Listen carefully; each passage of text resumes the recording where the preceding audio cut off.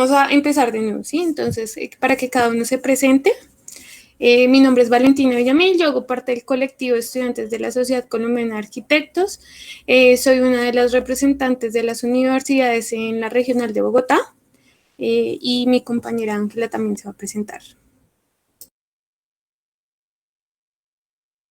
Hola, muy buenas tardes a todos quienes se han conectado por la reunión. También quiero hacer eco en las palabras de Valentina. Discúlpenos como por los problemas técnicos, pero me presento. Soy Ángela, soy arquitecta y cineasta de la Universidad de los Andes y actualmente soy la coordinadora de facultad del colectivo de estudiantes de la Sociedad Colombiana de Arquitectos de Uniandes y me interesan mucho los temas que abarcan los temas de patrimonio y específicamente de las movilizaciones. Tengo muchas inquietudes al respecto y voy a estar acá apoyando el panel. Les cedo la palabra a Ana María. Hola, buenas tardes a todos. Mi nombre es Ana María Rincón. Voy en noveno semestre de arquitectura en La Javeriana y hago parte del colectivo CESCA y pues estos temas siempre me han interesado bastante y pues me gustaría escuchar las diferentes perspectivas de nuestros panelistas el día de hoy y tener una conversación fructífera. Muchísimas gracias. Listo, entonces empezamos con Juanita. Buenas tardes.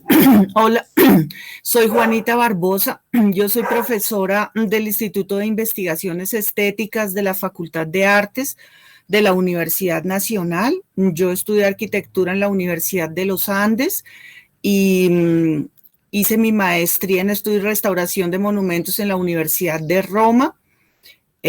Actualmente soy la directora de la Maestría en Conservación de Patrimonio Cultural Inmueble de la Universidad Nacional y he dedicado toda mi vida profesional a este campo de estudio y de trabajo. Listo, Juanita, muchas gracias. Seguimos con Eduardo. Hola, buenas tardes. Muchas gracias por esta invitación. Un gusto saludarlos. Mi nombre es Eduardo Mazuera.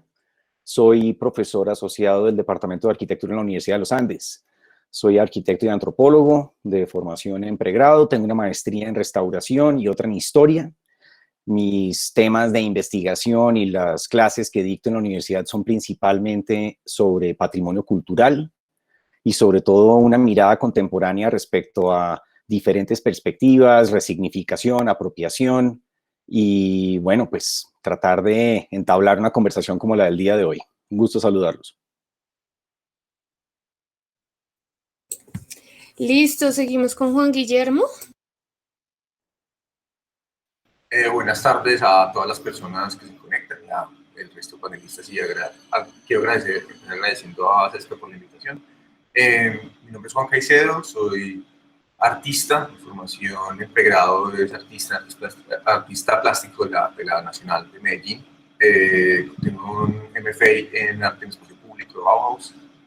Soy docente desde 2002 en diferentes universidades y actualmente profesor vinculado a la Nacional aquí en Medellín. Soy coordinador de la maestría de artes plásticas y visuales.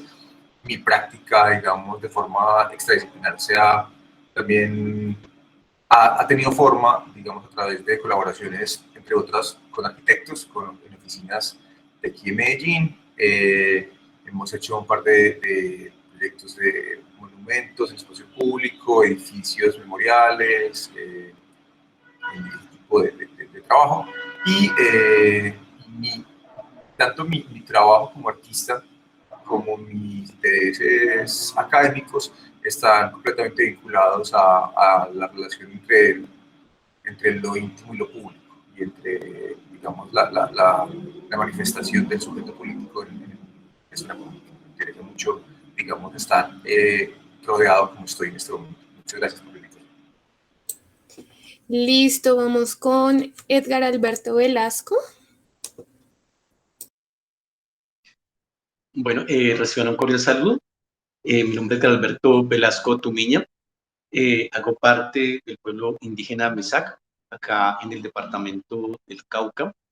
Soy agricultor, poeta, secretario del Movimiento de Autoridades Indígenas del Suroccidente colombiano en 8 departamentos. Hago seguimiento a la ley de víctimas y restitución de tierras en todo el país. pues nuestro movimiento pues, tiene una apuesta política en cuanto pues, a temas de patrimonio, y es la resignificación de los espacios públicos del país. Al mismo tiempo, pues una exigencia concreta que venimos realizando entre el año pasado y es la restitución de la memoria colectiva a Colombia. Y esto tiene que ver pues mucho con el patrimonio inmaterial, con el patrimonio pues, de monumentos, también arquitectónicos, también arqueológicos. Entonces, bueno, tenemos toda una lucha pues, que queremos compartir junto con ustedes en este espacio tan importante. Muchas gracias. Listo, y por último vamos con Johnny Andrés Calderón.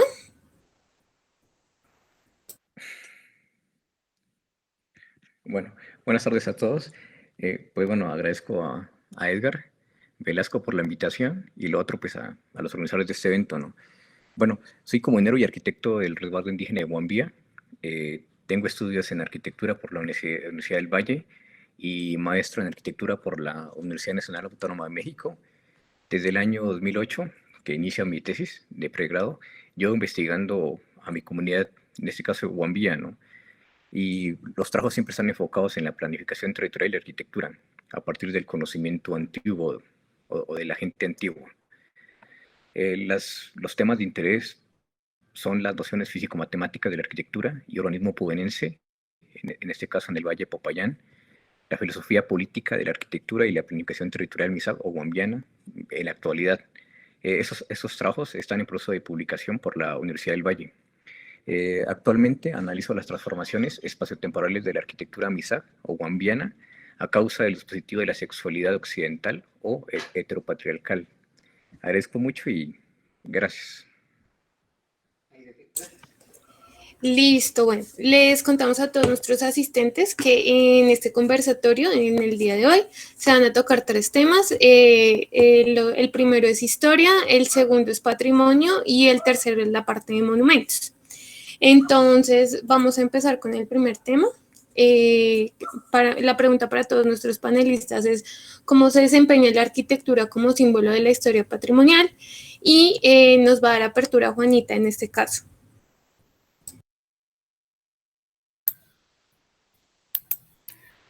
Bueno, pues creo simplemente que las edificaciones, los lugares donde vivimos, pues algunos de ellos se crean con una función simbólica, o sea, tenemos muchos edificios o lugares que desde que se proyectan y se construyen tienen una función simbólica, pero la mayoría de esos sitios donde vivimos, nuestras ciudades, los lugares que recorremos, los edificios que por alguna razón en algún momento se convierten en parte del patrimonio cultural, específicamente del patrimonio cultural inmueble, realmente adquieren a lo largo de la historia ese valor simbólico, y ese valor simbólico obviamente depende de los cambios que se dan en el tiempo, de los cambios que se dan a través del tiempo en la sociedad, del diferente contexto sociopolítico, cultural.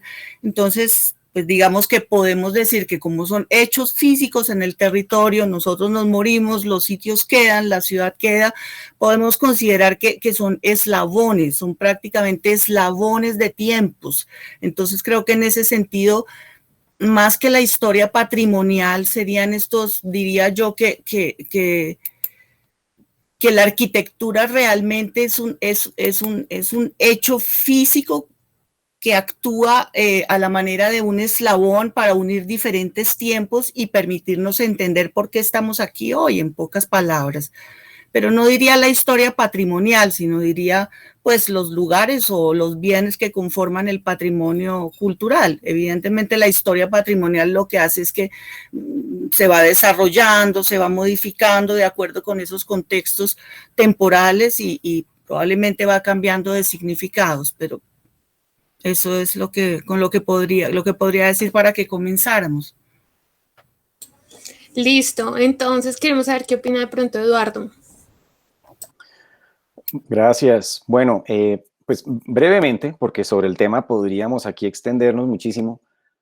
Algo que yo he compartido con mis estudiantes durante muchos años es la noción de cómo la arquitectura de alguna manera es un reflejo de las sociedades que la construyen.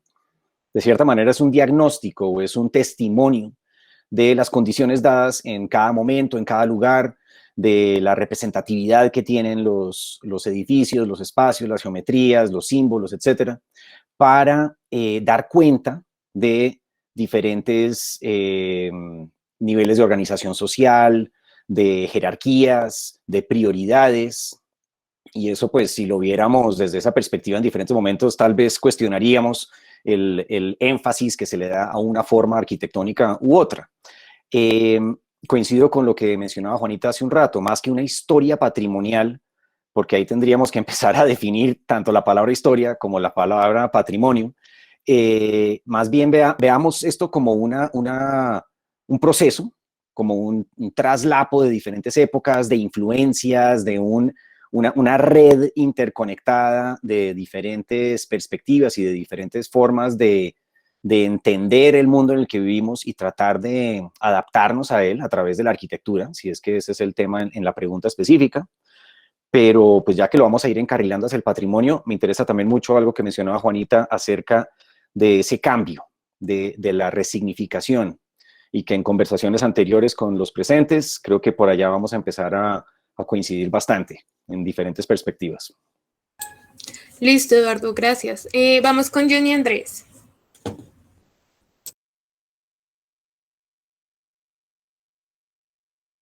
¿Me puede repetir otra la pregunta? Claro que sí. ¿Cómo se desempeña la arquitectura como símbolo de la historia patrimonial? Bueno, pues desde el caso de Huambía, lo que entendemos de la ciudad pubenense, esta tiene su origen, es por la expresión del territorio. O sea, no hay un valor simbólico, porque el símbolo es creado y el símbolo representa. En este caso, lo que es la arquitectura propia es la expresión del territorio. Entonces, por ejemplo, el territorio es quien dice qué quiere ser. Por ejemplo, en este caso, la primera ciudad, la que queda en Malbazán, fue la Ciénega la que quiso ser ciudad. En este caso, la ciudad pubenense quiso ser ciudad. Entonces, ¿y cómo uno se da cuenta de esto? Es cuando uno sube a los cerros de Huambía y uno desde ahí ya identifica los sitios o los hitos que tiene esa ciudad. Por ejemplo, la plataforma de la Azafate se puede ver de un sitio que se llama el Cerro de los Jóvenes. Entonces, todo esto. Entonces, quien define a la ciudad es el territorio. Su vida, su existencia, es el territorio. Entonces, el signo o el símbolo es ajeno. Perfecto. Seguimos con Juan. Hola, yo estoy pensando un poco sobre los hitos, digamos, los hitos y el uso. Hay como un par de situaciones que se vuelven, digamos, hay una, si se quiere, una forma, digamos, de degradación de lo simbólico en función de lo pragmático, ¿cierto? Y pasa, por ejemplo, digamos que es evidente en los pueblos, por ejemplo, cuando por ejemplo, derriban espacios simbólicos para convertirlos en vivienda, o cuando, por ejemplo, sucedió en posguerra que derriten monumentos para volverlos cucharas y poder sobrevivir. Hay un asunto interesante en que hay como una cosa casi cíclica, digamos, de lo simbólico a lo pragmático y lo pragmático de nuevo a lo simbólico, ¿cierto? Creo que hay un asunto importante con eso, y lo que acaba pasando, digamos, como en ese aspecto, digamos, acumulativo de la historia, tiene que ver un poco con eso, mucho con eso, ¿cierto? La idea de cómo necesitamos los símbolos para vivir, pero necesitamos la vivencia para generar símbolos. Entonces, creo que eso es lo que tengo para decir, y que es evidente, y que tal vez es relevante a la hora de pensar tanto la monumentalización como la historia patrimonial. Listo, Juan, muchas gracias. Vamos con Edgar Alberto. Bueno, pues mediante el patrimonio, si es arquitectónico, pues en el caso pues, que es de mucho pues, interés nuestro, no solamente se cuenta la historia, sino ahí podemos ver pues, los niveles de civilización que han tenido los pueblos ancestrales en toda la América. Niveles de civilización pues, que han sido negadas pues, desde el momento en que se invadió pues, toda la América, porque hay unos primeros momentos de la invasión en donde pues, se reconocía, digamos, pues, la fuerza, la inteligencia pues, que existía cuando llegaron acá los españoles, pero luego tuvieron que desconocer, y no solamente desconocer, sino tacharnos de salvajes, de menores de edad, de destruir gran parte, digamos, del patrimonio pues, arqueológico, arquitectónico, pues, que tenían los pueblos ancestrales. Pero, sin embargo, pues, está, por ejemplo, pues, digamos, la arquitectura, por ejemplo, de Machu Picchu, están las líneas de Nazca, están también la pirámide ancestral de Tulcán, sitio ceremonial sagrado para el pueblo Misak, en la ciudad de Popayán. En México también pues, existe un patrimonio pues, arquitectónico pues, muy antiguo y muy importante pues, para los pueblos indígenas. Y creo que si hacemos una pues, muy buena lectura pues, de lo que ha sido pues, la arquitectura prehispánica y lo que somos nosotros, pues podemos también comenzar a conocer pues, los niveles pues, de civilización tan fuertes que han existido en los pueblos indígenas y los niveles de civilización pues, fuertes que se siguen dando a partir pues, de la cosmovisión propia de los pueblos indígenas. Entonces, nos parece pues, muy importante pues, que a través pues, de la historia, que son muchas historias, pues podemos conocer pues, la historia también de los pueblos. Entonces, partiría de eso. O sea que con lo que tú nos dices, Edgar, ¿consideras que los lugares físicos representan como la memoria colectiva, sí?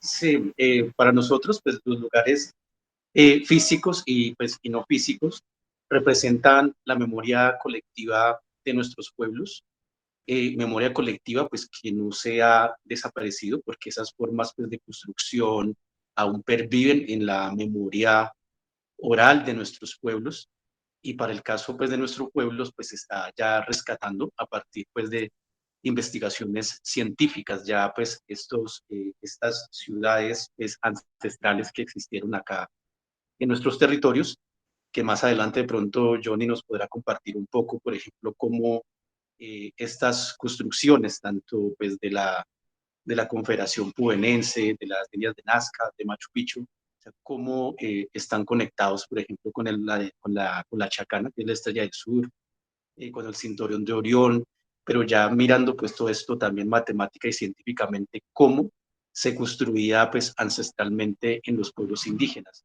O sea, no era solamente la planificación a nivel del lugar donde se tenía que construir, sino también consultas con médicos tradicionales, también consulta, pues, digamos, con quienes tienen esa capacidad de construir esos lugares, pero al mismo tiempo la lectura también, pues, de la luna, de las estrellas, para poder habitar un lugar. Entonces, pues, hay, digamos, toda una pues, cosmovisión detrás, pues, de cada construcción que tenemos en cada pueblo. Y en el caso de nuestro pueblo, por ejemplo, nosotros somos hijos del agua y las construcciones arquitectónicas se dan alrededor y por los caminos pues, del agua, cuidando mucho pues, los caminos del agua, porque digamos, los lugares, por ejemplo, en donde nuestro pueblo habitaba ancestralmente, habitan es en laderas, en las partes pendientes, para no poder dañar los caminos del agua. Pero sin embargo, pues después de la invasión española, después de que nos corrieron pues de nuestros territorios, pues nuestro pueblo tuvo que, digamos, resguardarse en lugares muy pequeños, por lo cual, digamos, esas formas de relacionarse con el mundo, lo que hace un rato acá pues, el compañero Johnny pues, nos decía, en nuestro mundo no se trata de ordenar el territorio, sino se trata de ordenar la cosmovisión y el conocimiento nuestro sobre el orden natural pues, que existe en nuestros territorios. Entonces, esa es como pues no solamente la discusión, sino pues digamos, los saberes pues que se destruyeron en el momento pues de la invasión de la corona española, porque ya después obviamente atravesados por la forma pues, de gobernar de la corona española, pues que era en mitas, en resguardos, pues ya prácticamente nos limitaron, digamos, esa forma como nosotros ancestralmente pues veníamos construyendo conocimiento, pero sin embargo, pues a pesar de eso, seguimos construyendo y seguimos investigando. Listo, Edgar. Entonces, bueno, no, la segunda pregunta, digamos en este caso, que fue un poco la introducción que nos dio Edgar, es referente a cómo estos lugares físicos representan la memoria colectiva, pero de las manifestaciones, ¿sí? Entonces, de pronto, dime. Valentina, yo ahí quería meter la cucharada, perdón. Y creo que hay una cosa súper interesante de las distintas respuestas que hemos recibido, porque muchas tienen que ver con con un sentimiento espacial y la otra con la noción de identidad. Y también creería que, pues nada, en este momento, como un espacio contemporáneo podría hacerse leído como no solo un lugar físico, quizás un lugar literal, como desde la literatura o un lugar virtual. Y estos espacios también hacen parte de unas memorias colectivas de cómo nos construimos y cómo replanteamos estos ejercicios de patrimonio. Entonces, quizás la pregunta de, si pues de cómo los lugares han representado esta memoria colectiva se puedan transformar a otro tipo de espacialidades. Quizás podría también como enlazarse bien con cómo repensar la noción de identidad y lugar hacia la memoria, ¿no? Y es una pregunta, no sé, no tengo la respuesta. Por eso me gustaría preguntar. Esa apreciación es muy importante porque pues, uno es el patrimonio pues, arquitectónico, pero alrededor de eso pues, hay mucho pues, patrimonio inmaterial, formas pues, de conocimiento pues, que existen alrededor pues, de los lugares sobre lo que significa para un pueblo, para una comunidad, sobre los saberes que sigue representando, que no necesariamente pues, son físicos, sino son saberes que están en lo oral, que están en la literatura, en la poesía, incluso en las formas como se hace también la agricultura. Entonces, digamos, estos patrimonios pues, arquitectónicos también se relacionan mucho pues, con el patrimonio pues, también pues, escrito, documental, oral que tenemos en nuestros pueblos. Entonces, sí, creo que pues, ahí, digamos, está atravesado pues, de muchas cosas. No sé si alguno de nuestros otros panelistas quisiera decir, dale, Juan. Sí, creo que algo de lo que dice Edgar y Ángela me parece interesante, sobre todo con lo que tiene que ver con la construcción del lugar, ¿cierto? La construcción del lugar como lo experiencias y, digamos, la memoria colectiva en esos espacios literarios, por ejemplo. Me parece interesante también que la narrativa, por ejemplo, de Nación es una construcción que es reducida y es sesgada, ¿cierto? Entonces, por ejemplo, muchos pueblos están por fuera de la narrativa de Nación. Cuando se describe un país o se describen diferentes grupos o ciudades, empieza a suceder que, digamos, esos lugares se construyen, o sea, los lugares tienen que ver con un cúmulo, digamos, de subjetividades, ¿cierto? Como experiencias personales, pero también la forma en que eso se transfiere, digamos, a los discursos de diferente alcance, ¿cierto? Entonces, digamos que, por ejemplo, muchos de los discursos que entendemos de identitarios, de pueblos o de diversos grupos, existen, pero son invisibilizados, digamos, en ese cúmulo de cosas. Y es un poco referente a lo que hablaba Edgar un poco, ahorita con la pirámide el nombre, ¿cuál era? Perdón, se me olvidó el nombre, de Tulcán. Tulcán. Ok, perfecto. Exacto. Entonces la idea de que un símbolo encima del otro está generando una idea del lugar encima de otra idea del lugar, ¿cierto? O sea, o la idea del descubrimiento, por ejemplo, que es una idea un poco, o sea, la idea de imponer un discurso encima del otro, ¿cierto? Entonces hay un asunto interesante en esa colectividad, digamos, que llamamos lugar, que está, digamos, gerenciada o agenciada por un montón de poderes en tensión. Creo que eso me parece relevante. Listo, listo. O sea, yo lo que entiendo es que cuando ustedes hablan, digamos, como de ese patrimonio También hablamos que históricamente se ha construido también una memoria, o sea, esa memoria ha permitido que nosotros seamos lo que somos hoy en día, independientemente de los hechos, y también varía de acuerdo a la comunidad o a la sociedad en donde se vivan estos hechos. Dale, Juan. Yo diría que es múltiples memorias que están en conflicto, ¿cierto? Porque finalmente, digamos que se describe, digamos que hay como un asunto, como un ejemplo de anamorfosis, digamos, histórica, que es la idea de que desde un punto de vista la historia se puede nombrar como un solo paquete lindo, empacado, perfecto, comprensible, pero desde otro está en conflicto, ¿cierto? Entonces, mucho, por ejemplo, con la idea de la memorialización, ¿cierto? Cuando, digamos, se convierte a un personaje histórico en un símbolo de algo, que entonces desde un punto de vista pues, es el libertador y desde otro punto de vista es un saqueador o es un asesino o ¿cierto? Que ambas cosas en la contemporaneidad necesitamos hacerlas convivir. Ok, Johnny, creo que iba a hablar. Dale. Bueno, sino que aquí yo veo, o sea, veo mucha fluctuación, es porque realmente pues para poder explicar qué es la arquitectura, qué es el pensamiento propio indígena, qué se entiende por espacio, qué se entiende por construcción, pero realmente, o sea, aquí entre la mayoría hay un conocimiento imperante que es el convencional o el conocimiento que prima en la academia y todo lo que se ha venido construyendo, ¿no? Cada vez que yo participe, pues voy a fluctuar con palabras contra identidad, patrimonio, símbolo, porque realmente eso no se aplica, o sea, dentro de una comunidad. Por ejemplo, yo para esa charla y para poderme hacer entender bien y para que poder hacer entender bien la idea que tiene Edgar Velasco, mi compañero, hice una presentación muy corta, yo creo que me demoró unos 5 minutos, mostrando así imágenes rápido, para que más o menos tengan una idea de qué es lo que se trata de explicar, qué significa para nosotros el Morro y Tulcán, qué significa, o sea, qué significa a nivel espacial y espaciotemporal. O sea, no sé si me permiten, yo explico eso porque pues si no, o sea, el debate va a seguir, pero el debate va a seguir manejado desde un discurso pues genérico, o sea, convencional. Porque si no, yo creo pues, que pues, no sé, o sea, yo me doy cuenta es porque no estoy preparado para ese tipo de conversatorios, pero si me dan un espacio, yo muestro unas imágenes, que con esa imagen ustedes pueden entender muy bien por qué es que Guambía lucha, por qué es que Guambía valora esos espacios, no tanto porque por su patrimonio, su símbolo, sino porque realmente hace parte de la vida de nosotros. O sea, no representa eso porque es nosotros. Por ejemplo, la Ruana no representa el territorio, sino que es nuestro territorio. Entonces, no sé qué opinan ustedes. Dale, preséntalo, no hay lío.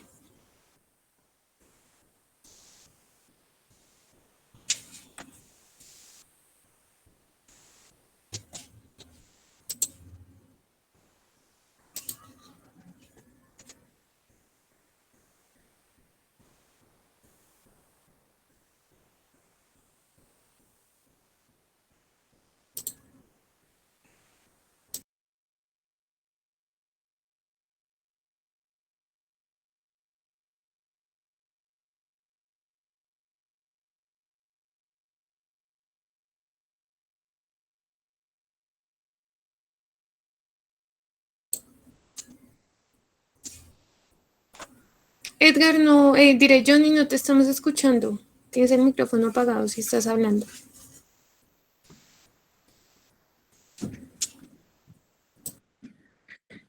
Bueno, pues para entender esta filosofía, que es una filosofía política, por ejemplo, aquí tenemos de que hay un sistema que es matriarcal, o sea, el que definió a nivel espacial la forma de construir, de planificar, pues es una mujer, o sea, es Techa, es una cacica.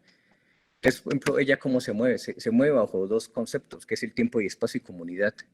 El tiempo-espacio está todo el universo, la casa, la ciudad, ¿no?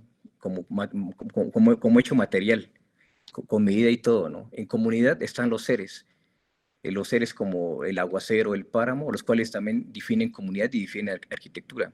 Si uno de estos dos, ¿qué tengo? Pues tengo una planificación de una arquitectura. Aquí está el origen de cómo llegó ella, el sombrero propio, cuál es el vínculo. Y aquí aparece algo que define una medida estándar, que es la constelación de Orión y la Cruz del Sur.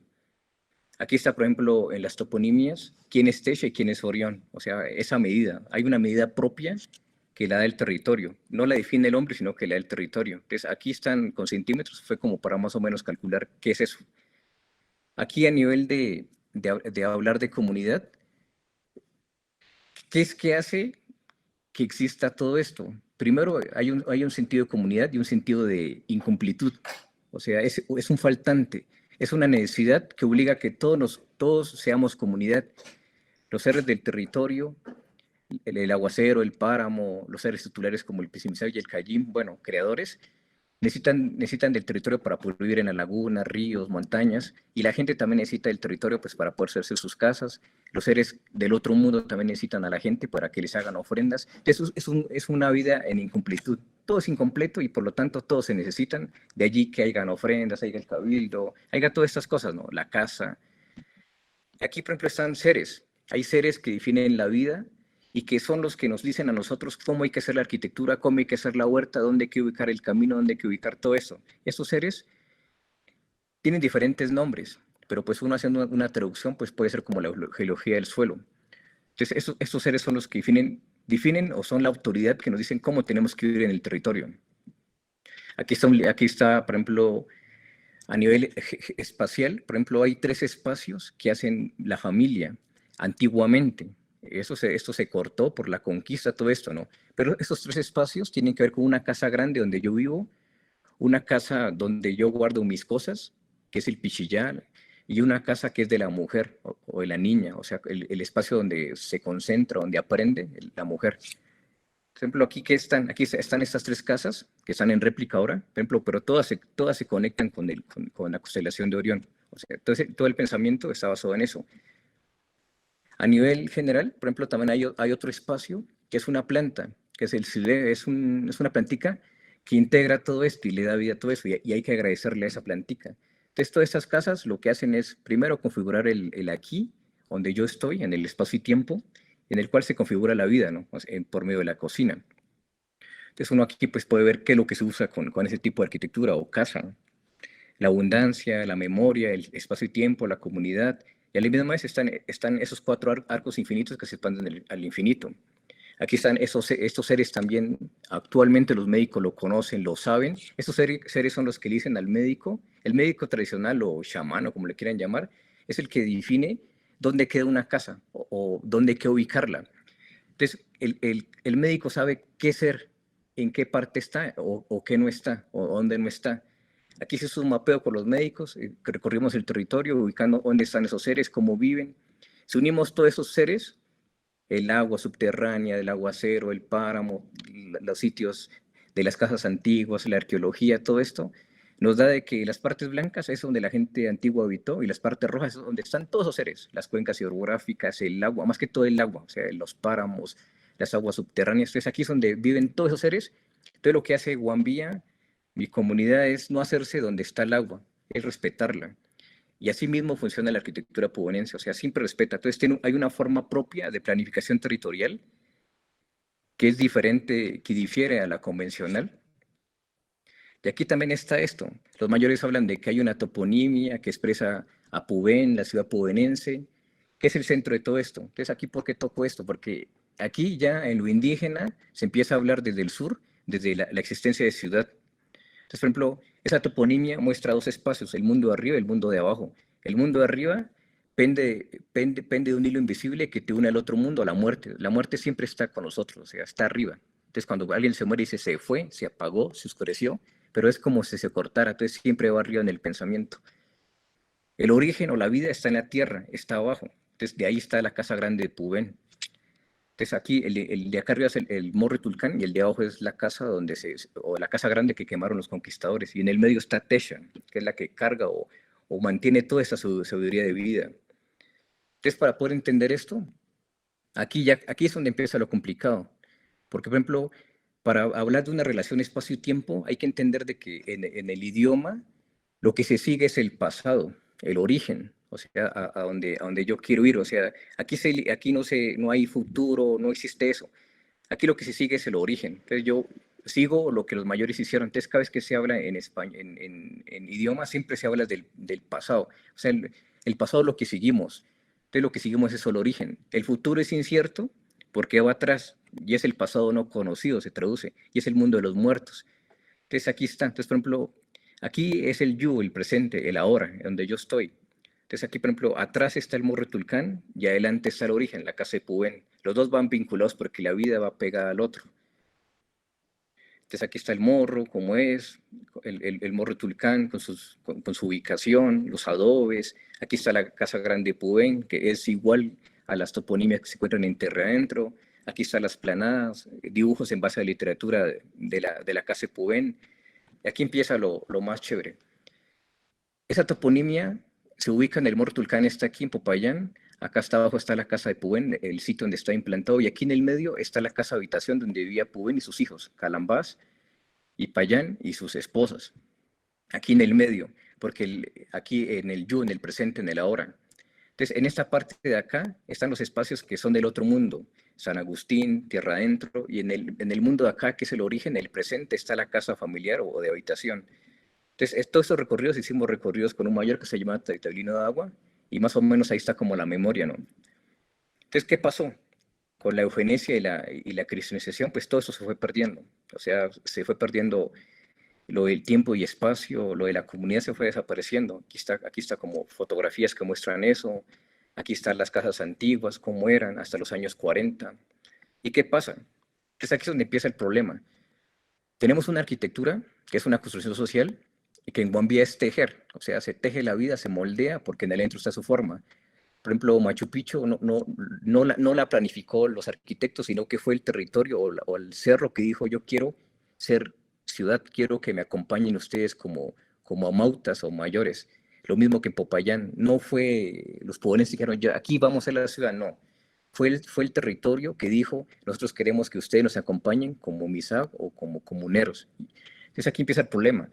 Esa fluctuación entre sistema matriarcal, que es el conocimiento de Techa, más el sistema patriarcal, que es de la conquista, y la arquitectura, que es como social y que se puede hablar de lo propio y lo convencional, pues aquí genera esos choques. Entonces, por ejemplo, aquí, por ejemplo, está la subjetivación del espacio, en la cual, pues, uno a veces comete, pues, cosas, ¿no? Por ejemplo, aquí está, por ejemplo, las diferencias. También hice como un cuadro de diferencias para poder explicar qué se entiende del arte propio, qué es el arte convencional, para poder definir eso. Entonces aquí, por ejemplo, están la memoria, o sea, de esos mayores. Por ejemplo, este es un taller que hicimos el otro año, tratando de poder entender esa casita.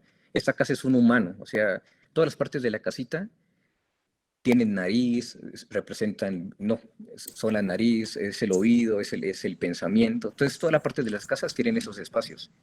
Hizo la maqueta, y aquí son unas migas que hacíamos para trabajar. Entonces, por ejemplo, toda esa memoria está en Guambía. Después, es que esos espacios, como tienen los cuerpos de nuestros antiguos, tienen la memoria, automáticamente lo que están haciendo es llamar al cuerpo o a nuestro ser para que reaccionemos y hablemos por ellos. Entonces, cada vez que se recupera más que todo el Morro Tulcán, lo que está haciendo es el mismo territorio, está diciendo, vengan, ayúdenos. Aquí en Guambía, por ejemplo, el territorio tiene vida y todos soñamos. O sea, el territorio nos está diciendo, yo creo que él soñó al morro o un cacique, y ese cacique le está diciendo uno qué hacer. Entonces aquí se mueve eso. Entonces, por ejemplo, aquí es donde ya los conceptos convencionales, pues claro, uno puede hacer debates, ¿no? Pero aquí realmente está la memoria de la tierra, de la vida, una memoria muy antigua. Entonces, por eso es que yo creo que pues pasa esto, o sea, ha pasado esto. Y la ciudad en sí es un dispositivo pues que realmente es eugenésico, o sea, desde Platón, la ciudad se pensó como para la raza, desde, desde Roma, la plaza significa la integración de todos los pueblos independientes, Eximides, la ciudad ideal, la ciudad católica, la plaza, la ciudad moderna, o sea, con el desierto, con lo hipertextual. Todas estas ciudades tienen algo en común, son heteropatriarcales, son hechas por hombres y para hombres. Entonces, claro, aquí esta ciudad es hecha desde el pensamiento propio, desde la del territorio, y difiere de la ciudad occidental o la foránea. La ciudad en sí es un monumento, desde la concepción occidental, es un monumento. Entonces, Entonces, claro, entonces aquí ya es muy diferente el pensamiento. Entonces, eso era lo que quería explicar para más o menos tengan una idea de por qué Edgar habla así, o qué es lo que él trata de decir, y también lo que nosotros tratábamos de hablar como desde Guambía. Era eso, gracias. Listo, Johnny, muchas gracias. No sé, Juanita, que si quieres aportar algo frente a lo que nos comenta Johnny ahorita. Pues sí, me parece importante que lo pensemos, porque es cierto que hemos construido un discurso sobre patrimonio, obviamente en lo que podríamos llamar el mundo occidental, que como nos dice Johnny, pues no lo reconocen en comunidades como la suya. Pero creo que también una de las cosas que hemos conquistado a través de la historia, justamente, y la historia no se puede cambiar, creo que eso es una cosa importante, podemos cambiar del presente hacia el futuro, pero lo que sucedió y tenemos que entender por qué sucedió. Entonces, creo que una de las cosas importantes que hemos conquistado, que aún estamos tratando de conquistar justamente, es un espacio de vida donde todos cabemos, donde todas las diferencias cabemos. Entonces, un poco en el sentido de decir, bueno, está bien, puede ser que el discurso sobre patrimonio, que es obviamente un discurso que parte del mundo occidental, que nace con la concepción de la creación de las repúblicas, pero que poco a poco va cambiando, porque obviamente pues las cosas se van desarrollando, los aspectos, las ideas, como todo, la historia de la civilización, pues se va desarrollando a lo largo del tiempo. Entonces, yo entiendo perfectamente que para una comunidad como la de Johnny y la de Edgar, el discurso que hemos construido sobre patrimonio sea un discurso que no reconocen, pero nosotros aquí estamos, también existimos nosotros, los de ese mundo occidental, los que no somos de la comunidad por ejemplo, de la comunidad a la que pertenecen, de Guambia a la que pertenecen Edgar y Johnny. Entonces, en ese momento lo que nos han mostrado las manifestaciones es el reclamo por un espacio para todos, donde nadie sea invisible. Entonces, lo que yo creo es que tenemos que construir esos espacios colectivos, o sea, tratar de cambiar hacia el futuro, porque pues la historia sucedió, nos conquistaron, nos colonizaron, nuestro cafecito con leche es producto de esa colonización, o sea, el color que tenemos. Entonces, eso ya no lo podemos cambiar, lo tenemos que entender para superar y mejorar hacia el futuro y construir un espacio de vida entre todos.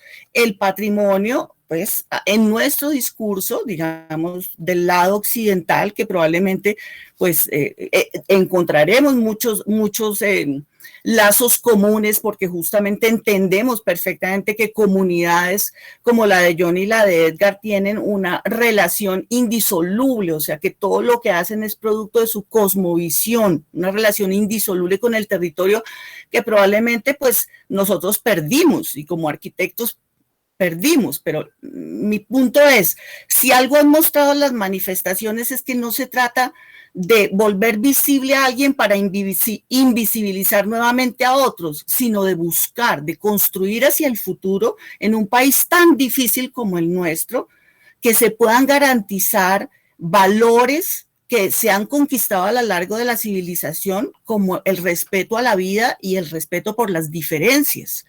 Entonces, en ese sentido, pues entiendo que no reconocen el discurso occidental, pero me parece importante que reconozcan que yo existo. Yo estoy acá, vivo, soy una persona de este país, entonces formo parte de ese discurso y es importante que lo veamos en ese sentido, ¿no? En ese espacios de vida para todos, espacios en los que todos podemos convivir respetando de golpe territorios. Ahora, eso no quita que no entendamos que la historia oficial que hemos construido en un país como el nuestro, y la historia es diferente a la memoria, no haya invisibilizado las comunidades, muchos grupos, no solo las comunidades, muchos grupos, pero también debemos pensar en que ha habido momentos importantes en que con sus vacíos se han tratado de reconocer, como por ejemplo la Constitución de 1991, ¿no? que supera todo eso que habíamos vivido en el siglo XX, por lo menos es un intento. Entonces, que pensemos en eso, simplemente, que lo planteemos y lo pensemos. Listo, Juanita, gracias. Vamos con Eduardo. Bueno, gracias y me alegra que la conversación esté dando un giro como para entrar en materia, que creo que es lo que realmente nos interesa discutir el día de hoy. Muy bien, sí, efectivamente hay que también ampliar e incluir dentro de nuestro repertorio de definiciones, no sé, conceptos, lo que entendemos por patrimonio. Es decir, el patrimonio no es solamente lo oficialmente determinado, ¿cierto? Lo que haya sido valorado técnicamente, declarado, protegido y que se le está dando un manejo en particular. Patrimonio, obviamente, y esto pues clara, pues para todos seguro será un tanto, no sé, como redundante, pues es esa riqueza que tenemos como sociedad, es ese vínculo con nuestra identidad, con el territorio, con nuestra familia, con nuestras convicciones, y trato de ser pues, lo más amplio posible, porque claramente se puede argumentar desde diferentes posiciones. La misma noción de patrimonio desde la institucionalidad ha cambiado fuertemente. Si miramos al comienzo de las declaratorias, estamos hablando de hace prácticamente 90 años, se hablaba de unos términos bastante sesgados, se hablaba de monumento nacional, de monumento histórico, de monumento artístico. La misma palabra monumental implica pues una escala y una materialidad y de pronto algo que no es tan cercano al común de los miembros de una comunidad y de una sociedad. Eso con el tiempo pues ha ido, por supuesto, diversificando y ampliando a un espectro mucho más incluyente, pasando a un término desde finales del siglo XX que son los bienes de interés cultural, que eso pues ya deja a un lado el término de monumentalidad para convertirse a algo mucho más cercano a lo que cada uno pueda ver como riqueza social, como riqueza cultural, legado de ancestros, legado de nuestra sociedad. Y avanzando aún más, entrado el siglo XXI, ese patrimonio cultural se ha vuelto incluso mucho más incluyente, contemplando el patrimonio inmaterial, que siempre ha existido y de hecho es anterior a cualquier patrimonio material. Inmaterial, las manifestaciones intangibles de los saberes, del saber hacer, de la tradición oral, de las costumbres, etcétera, en sus múltiples manifestaciones, están tomando cada vez mayor relevancia, por supuesto, y se les está dando mayor visibilidad, aunque claramente no la suficiente. Y en ese orden de ideas, es la visibilidad lo que también está aquí sobre la mesa en este momento de la discusión, porque tradicionalmente, pues la arquitectura, el arte, la historia, también se ha encargado de darle un protagonismo a ciertas manifestaciones, a ciertas muestras de cultura, a ciertos símbolos, si eso no es el término adecuado, pero la misma historia o la manera de hacer historia también ha cambiado con el tiempo, sobre todo desde finales de la década del 60 del siglo XX, tal vez un evento trascendental como mayo del 68 en Francia, le da un vuelco a las ciencias sociales y a la manera de vernos a nosotros mismos como constructores de nuestra propia historia, que en otro momento era algo impuesto, una historia magistral, una historia oficial, y que desde los 60s se viene replanteando ya casi que de una manera posmoderna con una historia desde abajo, una historia que visibiliza esos silencios, latencias, voces opacadas que entran a complementar ese gigantesco rompecabezas del cual jamás se va a poder tener una visión completa. La historia pues está armada por tan múltiples versiones como personas hay en el mundo y en el tiempo. Entonces es difícil de entenderlo. Pero volviendo a nuestra discusión de hoy, los hechos, ¿cierto? Lo que está pasando, las manifestaciones, las acciones en espacio público. No sé si debamos ahora entrar a profundizar más como en las opiniones que tenemos cada uno acerca de lo que está sucediendo, de las propuestas que pueden haber, o si primero escuchamos a nuestros compañeros, pero quisiera que la conversación pasara como a, bueno, y entonces, ¿qué hacemos? Bueno, entonces, ¿qué hacemos con lo que está pasando? Porque estoy leyendo las listas del protocolo, la lista de preguntas del protocolo que nos enviaron, pero yo creo que ya estamos para la conversación directa. Sí, pues nos gustaría escuchar un poco a Alberto Escobar sobre este hilo histórico y pues esta evolución y replanteo del mismo patrimonio y monumentalidad, pues de esto que se está hablando, como para conocer un poco tu opinión y tu punto de vista también. Muchas gracias. Gracias, Ana María. En primer lugar, les ofrezco disculpas por no haberme podido conectar antes. Un saludo a Juanita, que veo aquí, a Eduardo también. Hola.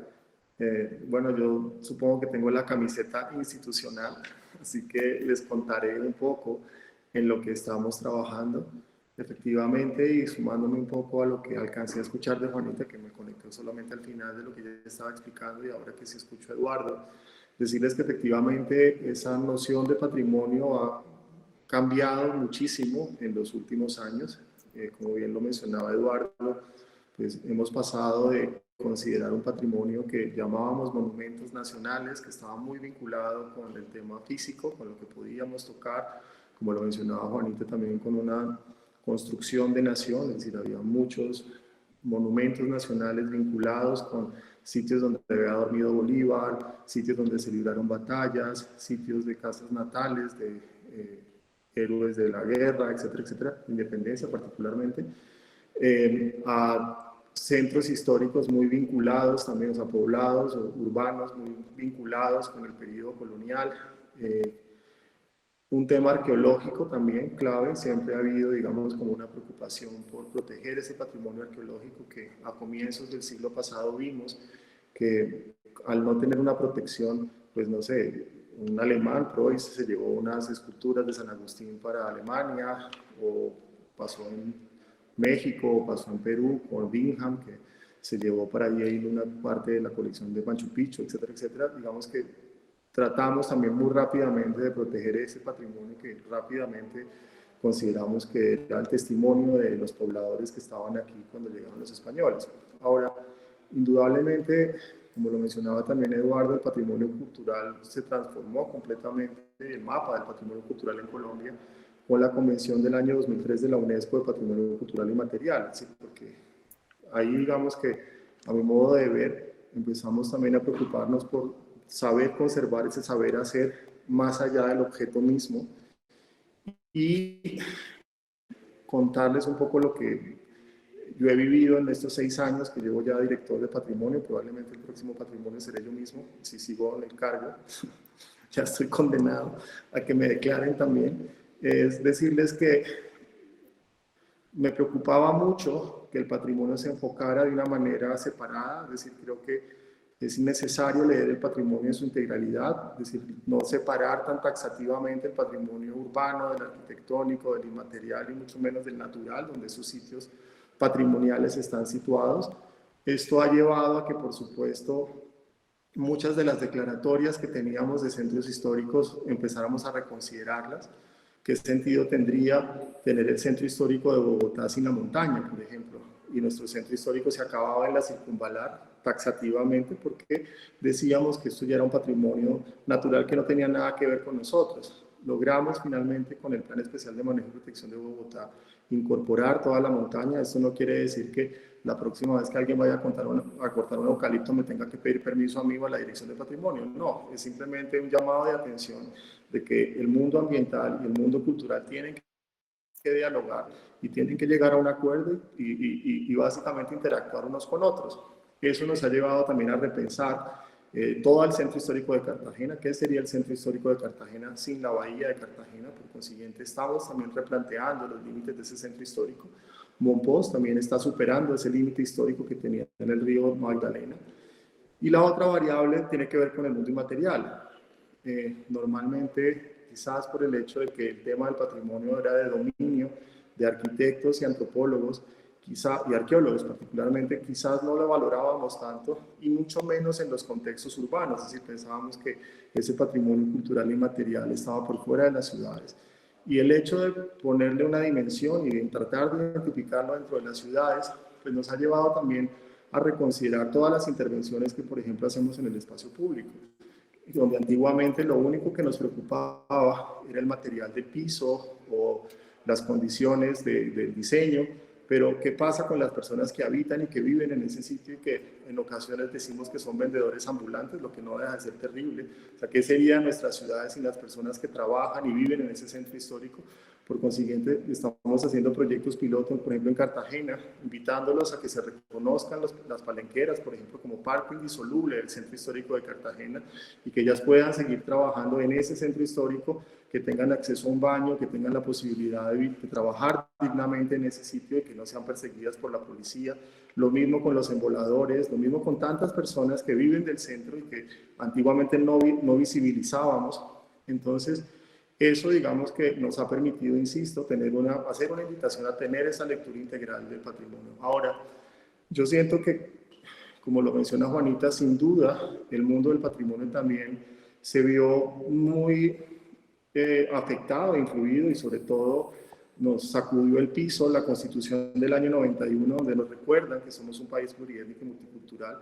Y finalmente ese discurso que utilizábamos antes de decir que todos somos iguales, está bien como enunciado, pero luego la segunda pregunta que uno se hace es igual a quién, o sea, quién es el que define ese nivel de igualdad.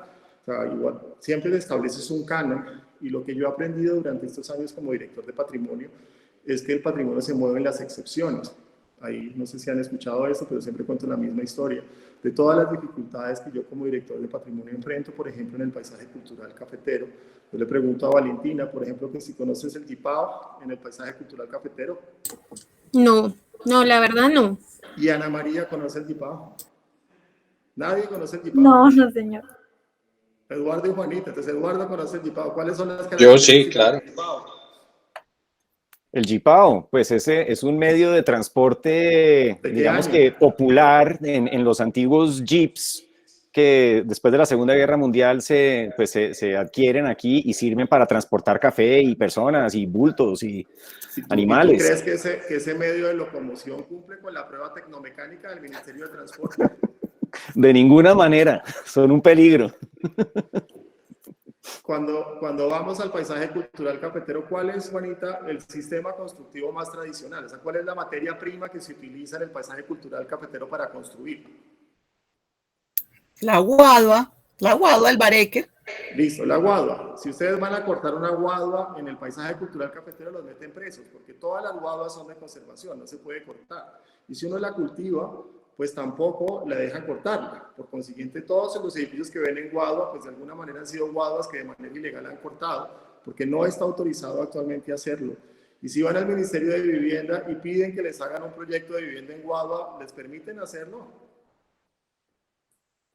Bueno, la buena noticia es que sí. Nos sentamos con el Ministerio de Vivienda y les recordamos que era necesario poder volver a construir con guadua, no por una necesidad simplemente nostálgica, es decir, si no cambiamos la actitud que tenemos con el planeta, lo vamos a acabar simplemente. Por consiguiente, la guadua que crece naturalmente, con unas edificaciones que, como las mismas personas en el eje cafetero le dicen a uno que son sismo indiferentes, pues es un camino lógico. No tiene sentido llevar cemento, ladrillo y un montón de materiales que no se producen en esas regiones a donde finalmente hacemos la vivienda. Entonces, logramos modificar la ley de vivienda y actualmente creamos una categoría que es la vivienda de interés cultural, que le permite al Ministerio de Vivienda nuevamente construir con técnicas tradicionales, pero todavía tenemos unos retos. Por ejemplo, la tierra no era considerado material de construcción en el Código de Sismoresistencia en Colombia. A los ingenieros eso les parecía demasiado pintoresco construir con tierra. Yo les dije, pintoresco el concreto, que no sabemos cómo se envejece, pero la tierra, pueden ir a Timbuktu, que tiene 700 años de construido. Si ustedes le ponen un poquito de calor a la tierra, pues tienen el Coliseo Romano, que tiene más de 2000 años. Me parece pintoresco, más bien, que ustedes consideren que el concreto, que apenas tiene un siglo, que no sabemos cómo se envejece, le apuesten específicamente a eso. ¿Verdad? ¿Contra qué tenemos que pelear? Pues contra muchas cosas, empezando por el cuento de los 3 cerditos. Si ustedes ven el cuento de los 3 cerditos, ¿cuáles son las 2 primeras casas que se caen? Y lo hemos hecho tan bien que finalmente, si ustedes le preguntan a una persona que tiene una casa de tierra o una casa de madera, ¿de qué material es su casa? Dice que su casa no es de material. porque el único material que para él existe es el ladrillo o el cemento.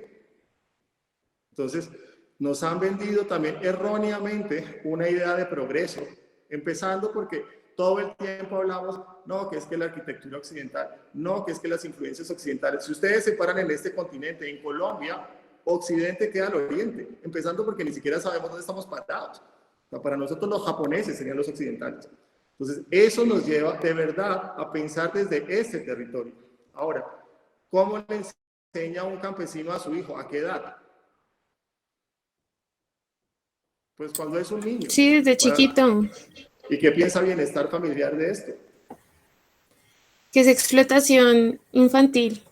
O trabajo infantil. Exacto. Nuestra política de cocina tradicional invita a cocinar con leña en una olla de barro y a menear ese sancocho con una cuchara de palo. 3 prácticas perfectamente prohibidas por el INVIMA. Tenemos en la lista representativa de Patrimonio Cultural Inmaterial la partería, que no la reconoce el Sistema Nacional de Salud. A ver, Ana María, ¿cuántos alemanes llegan al mundo de la mano de una partera? Pues el 95%. En cada hospital alemán hay una partera. Entonces, finalmente, el primer aprendizaje es que el patrimonio no es una sola responsabilidad del Ministerio de Cultura, sino que hemos tratado de que cada uno de los ministerios entienda que esa responsabilidad por defender el patrimonio, evidentemente, es de ellos también. El Ministerio de Cultura, antiguamente pensamos, hay que hacer casas, hay que hacer... No, eso le corresponde a vivienda. Eso le corresponde a transporte, eso le corresponde a cada uno de los sectores. Y nos han pasado cosas maravillosas. Recientemente, por ejemplo, el Ministerio de Minas nos dijo que quiere liderar, y ya lo hizo, la postulación de ¿cómo se llama? De sacar oro de los ríos, del barequeo, ¿no? Barequeo, como patrimonio inmaterial de la nación, que es la primera vez que un ministerio nos busca para justamente reconocer una manera particular de hacer las cosas. Ahora, ¿qué consecuencias tiene que tengamos una visión integral del patrimonio? Pues la primera de ellas es que si uno pondera tanto el patrimonio material como el inmaterial y el natural al momento de valorar un centro histórico, probablemente podría incorporar otra serie de centros históricos que tradicionalmente no estamos viendo. Es decir, ¿es justo que Colombia no tenga un solo centro histórico de origen indígena o afro? Pues no. Ahora, quizás también lo que deberíamos aprender a reconocer, y eso quizás lo aprendimos en Barichara, no es únicamente la forma, sino el saber hacer. Es decir, ojalá lo que sepamos defender es el saber hacer. En Barichara, una casa puede tener o 30 minutos o 300 años, porque la siguen construyendo en tapia pisada. Por consiguiente, lo que antes decíamos que una de las valoraciones era la antigüedad, pues ahí se desploma. La otra, y es que pues a Juanita y a Eduardo, quizás no sé qué tanto, pero nos decían que cualquier intento por construir como antes era un falso histórico. Y eso finalmente era una discusión moral terrible, cuando pues al final es como si uno dice que porque utiliza los mismos ingredientes del ajiaco, pues es un falso histórico también. Y finalmente, si tú utilizas los mismos ingredientes en la construcción, pues lo que te va a dar es eso que te da en Barichara. Entonces, quizás, y ese es uno de los retos que tenemos en la Dirección de Patrimonio, lo que sí deberíamos reconocer es ese saber hacer para que finalmente encontremos en el patrimonio soluciones también para un siglo XXI que cada vez nos pone más retos. Entonces, cuando yo miro una casa en el Pacífico colombiano que vive al lado de un río, entonces cuando sube el río, porque empezó la temporada de lluvias, hay calamidad invernal en toda Colombia y aquí aprovechan para lavar el piso porque han convivido tantos años con ese río que no se lleva a la casa. Y por eso las casas están sobre unos zancos que se llaman palafitos y conviven perfectamente con ellas. Entonces, claramente, ese poblado, a mi modo de ver, debería ser patrimonio porque finalmente nos da una lección de cómo se convive con ese medio ambiente y encontramos ahí soluciones también sobre cómo enfrentarnos hacia el futuro. Una vez en la Sierra Nevada, uno de los indígenas se presentó y me dijo, tú eres mi hermano menor. Entonces yo le dije, pero ¿por qué piensas eso? Y me dijo, porque tú te comportas como, que tú haces parte de una cultura que se comporta como si tuviera 5 años. O sea, yo no logro entender cómo ustedes cuando llegan a un sitio, destruyen el medio ambiente, contaminan los ríos, contaminan el agua que se toman, el aire que se respira, acaban absolutamente con todo. Es como si un niño de 5 años entra a la sala de una casa y destruye todo. ¿Y sabes qué? Tienes toda la razón. O sea que esa arrogancia también con la cual nosotros pensamos que tenemos la verdad, afortunadamente el patrimonio nos pone en nuestro sitio. Y finalmente, como director de patrimonio, aprendes a escuchar permanentemente y a valorar miles de maneras de hacer las cosas diferentes y no a juzgar si te parece una que es mejor que otra, en lo absoluto. Ahora, el reto efectivamente es tratar de que ese patrimonio visibilice todas esas maneras particulares de hacer las cosas, y créanme que en eso estamos trabajando. No sé si tengamos tiempo para reconocerlos a todos, pero ahí estamos haciendo lo que se puede. Listo, Eduardo, muy interesante tu aporte. No sabré. Pero bueno, Alberto, perdóname. Bueno, porque puede suscitar un problema de identidad también. No, está muy interesante de pronto como ese contexto completo de lo que se está llevando a cabo, que debemos reconocer que era un poco también lo que hablaba Johnny Andrés frente a la comunidad de ellos y digamos como a las creencias y raíces que tienen y a partir de ellos pues se desenlazan muchas cosas. Entonces, Ángela creo que iba a hacer una intervención. Sí, justo, pues justo lo iba a hacer antes de que Alberto hablase, pero Alberto le dio como una vuelta, como que me dio una cachetada, porque literal fue como ¡pah! Porque estaba pensando algo, porque estaba pensando algo específico que tenía que ver con los términos en los cuales se plantea que algo puede ser o no patrimonio, ¿no? Entonces, creo que ver como hacia dónde se están moviendo, bueno, desde la institucionalidad, cómo se comienzan a transformar como incluso estos pues, sesgos que han existido durante tanto tiempo, pues es importante.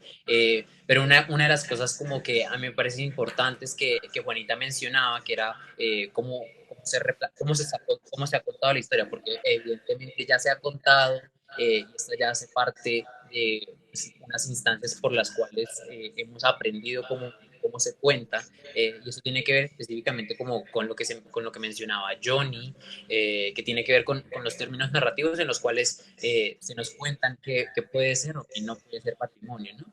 Y en esa medida creo que muy alineada con Johnny sobre cómo se cuentan este tipo de experiencias, creo que como hilar los ejercicios como de patrimonio, cómo estos se institucionalizan, como tienen que partir muy de la mano de no tanto visibilizarlos, ni hacerlos el spotlight, sino también tiene que ver con como con un ejercicio como de entender que son pares.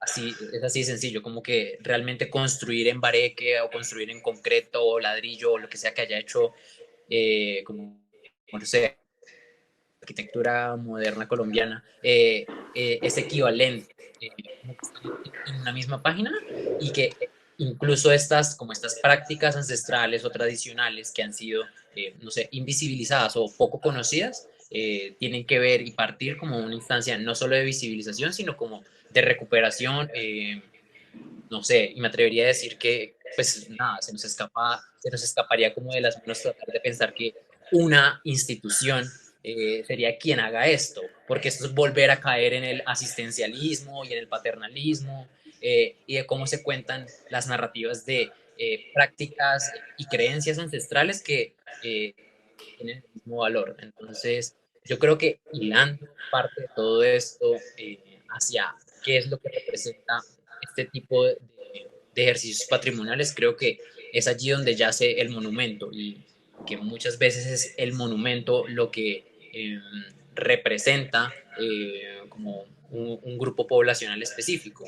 Y no sé, quizás replantearse la idea de monumento, y yo creo que aquí la pregunta como que podría como enlazarse a este es como por qué son los monumentos como estos elementos primarios los que hacen parte de, como del lenguaje y de las narrativas patrimoniales, porque bueno, evidentemente son como el objeto visible, ¿no? Entonces, no sé si sería posible replantearse esta idea de monumento en torno a a experiencias que son distantes a las nuestras. Y complementando un poquito lo que dice Ángela y digamos que ya cayendo en el tema como tal, digamos a lo que va enfocado este conversatorio, también es importante resaltar porque esos monumentos hoy en día ya no se están percibiendo como anteriormente lo hacían. Por ejemplo, el Sebastián de Belalcázar en Cali, que es algo de los que nos pueden contar Edgar y Johnny, que hacen parte de esa comunidad, y por qué se presentan este tipo de fenómenos como medio de protesta. No sé si Edgar o Johnny quiere hacer alguna intervención frente a esto. Vale. Bueno, saludar pues a Alberto que se integró hace un momento. Un gusto. Hola. Bueno, pues detrás, digamos, digamos, de esta protesta y de lo que pues compartimos hace un rato también con Johnny, pensarnos pues el patrimonio cultural para nosotros es pensarnos, digamos, el conocimiento del hombre sobre el orden pues, de la naturaleza, ¿no? Lo que hace un rato Johnny explicaba. No es nosotros ordenando el mundo, sino nosotros ordenándonos sobre el mundo. O sea, no es solamente un proyecto político pensado para nosotros, los pueblos indígenas, sino es un proyecto político pues, para poder convivir con todas las formas de vida del planeta. Digamos, en la arquitectura pues, moderna y la planificación territorial moderna, no se lo ha pensado. No solamente no se lo ha pensado, sino que para poder existir de la manera como existimos, pues tiene que destruir, tiene que ordenar los espacios según, digamos, el conocimiento del hombre. Pero no se contempla en ningún momento, digamos, el espíritu, por ejemplo, del agua, no solamente el espíritu, sino los caminos del agua, los árboles que hay, las formas de vida que hay ahí, sino simplemente muchas veces se borra todas las formas de vida que existen ahí y ahí construimos nuestra ciudad. Entonces, pues digamos, tenemos una forma de planificación bastante criminal para poder pues imponer el orden, se puede decir un orden criminal del mundo. Entonces, digamos, no se trata, digamos, de nosotros querer ser reconocidos o querer ser visibles, sino se trata también de pensarnos que es un proyecto político como humanidad, si queremos seguir perviviendo como pueblos, ¿no? Entonces, pues en este sentido, pues para nosotros el derrumbar monumentos y para los que pues han conocido pues este derrumbe de monumentos, nosotros no hemos derrumbado cualquier tipo de monumentos, estamos derrumbando precisamente pues monumentos pues de la época de la invasión, de invasores que llegaron acá a imponer un orden que pues no existía en nuestro territorio, y no solamente no existía, sino en esa forma como llegaron hicieron su primera acumulación acá en toda la América, que es acumulación de oro, de tierras, de conocimientos, porque no solamente se despojaron tierras, sino también conocimientos. Y pues hay, digamos, testimonios de construcciones arquitectónicas muy antiguas, de un conocimiento científico muy avanzado, pues que sigue existiendo, pero que sin embargo a la llegada de los españoles no solamente no la reconocieron, sino que la negaron completamente, y hasta la actualidad incluso desde la misma academia se sigue negando.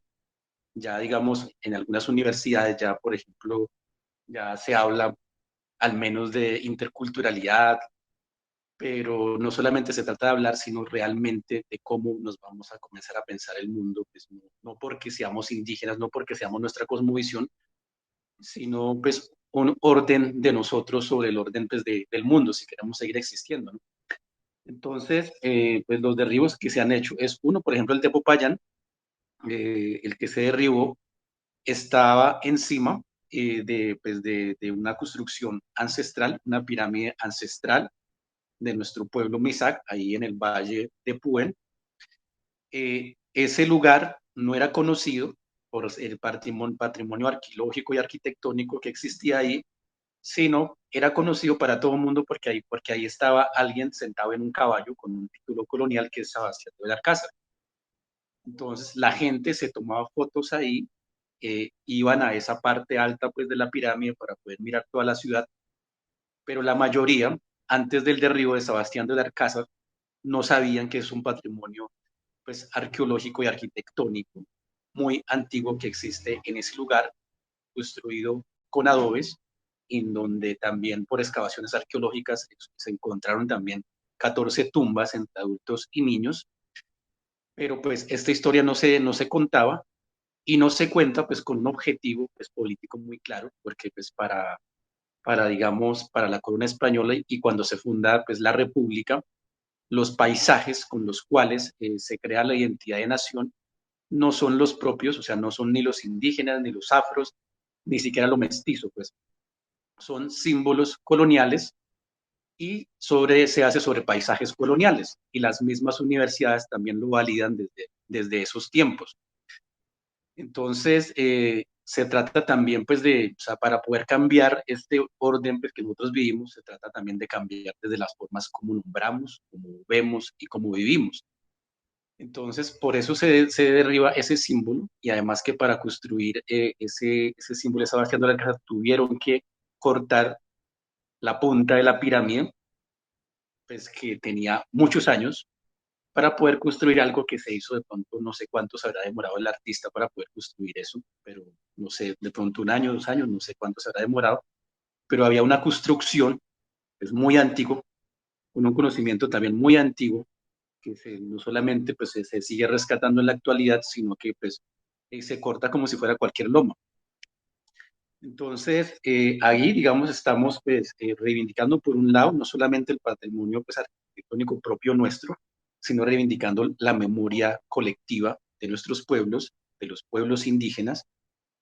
Queremos que este lugar sea, por ejemplo, ya no en el lugar donde iban a visitar a Sebastián de la Casa o a tomarse la fotico y ya, sino que llegue a ese lugar, llegue a un centro cultural, que pueda conocer de la arquitectura ancestral de nuestro pueblo, de los puenenses, del pueblo Misak, que pueda también aprender de la historia que existió y que seguimos existiendo en la actualidad, y que esas construcciones no son construcciones del pasado y que la arquitectura de nuestro pueblo no es una arquitectura del pasado, sino es una arquitectura totalmente vigente que se ordena pues, sobre los caminos del agua, sobre el territorio, y que se puede pues compartir, digamos, ese conocimiento, ¿no? Entonces se trata pues también de reivindicar, o sea, no solamente es el tema de tumbar la estatua y ya, sino digamos de reivindicar también formas de conocimiento.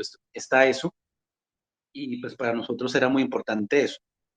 Ya en lo de Cali lo tumbamos en el marco del paro nacional, el 28 de abril, fue la primera acción política pues en todo el país, y tuvo el objetivo principalmente de derrumbar un monumento colonial, un monumento de un genocida, símbolo totalmente vigente por la forma como nos gobiernan, cómo nos persiguen, cómo se sigue despojando tierras. Entonces, para nosotros era muy importante que en un momento tan importante como es el paro, ver caer un símbolo colonial y pues nosotros mismos tumbarlo.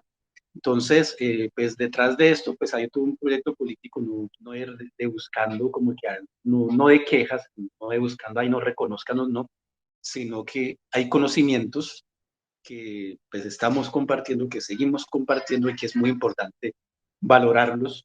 Y en la actualidad, como lo cuenta Alberto, pues ya digamos el patrimonio no se interpreta como se interpretaba antes por partes, sino de manera muy integral. Falta mucho en Colombia, por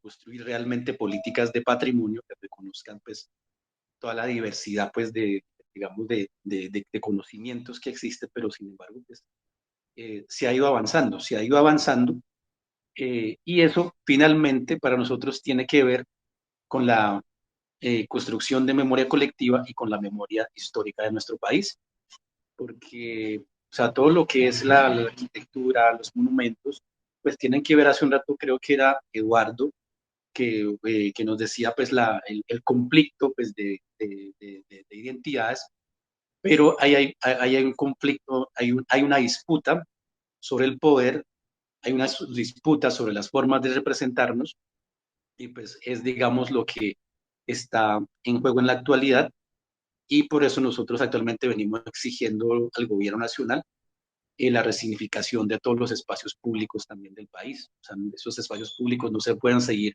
imponiendo símbolos sin preguntarle a la gente, sino tienen que ser símbolos que realmente representen los lugares de manera histórica, también los que existen actualmente. Entonces, bueno, eso para no irnos tan lejos.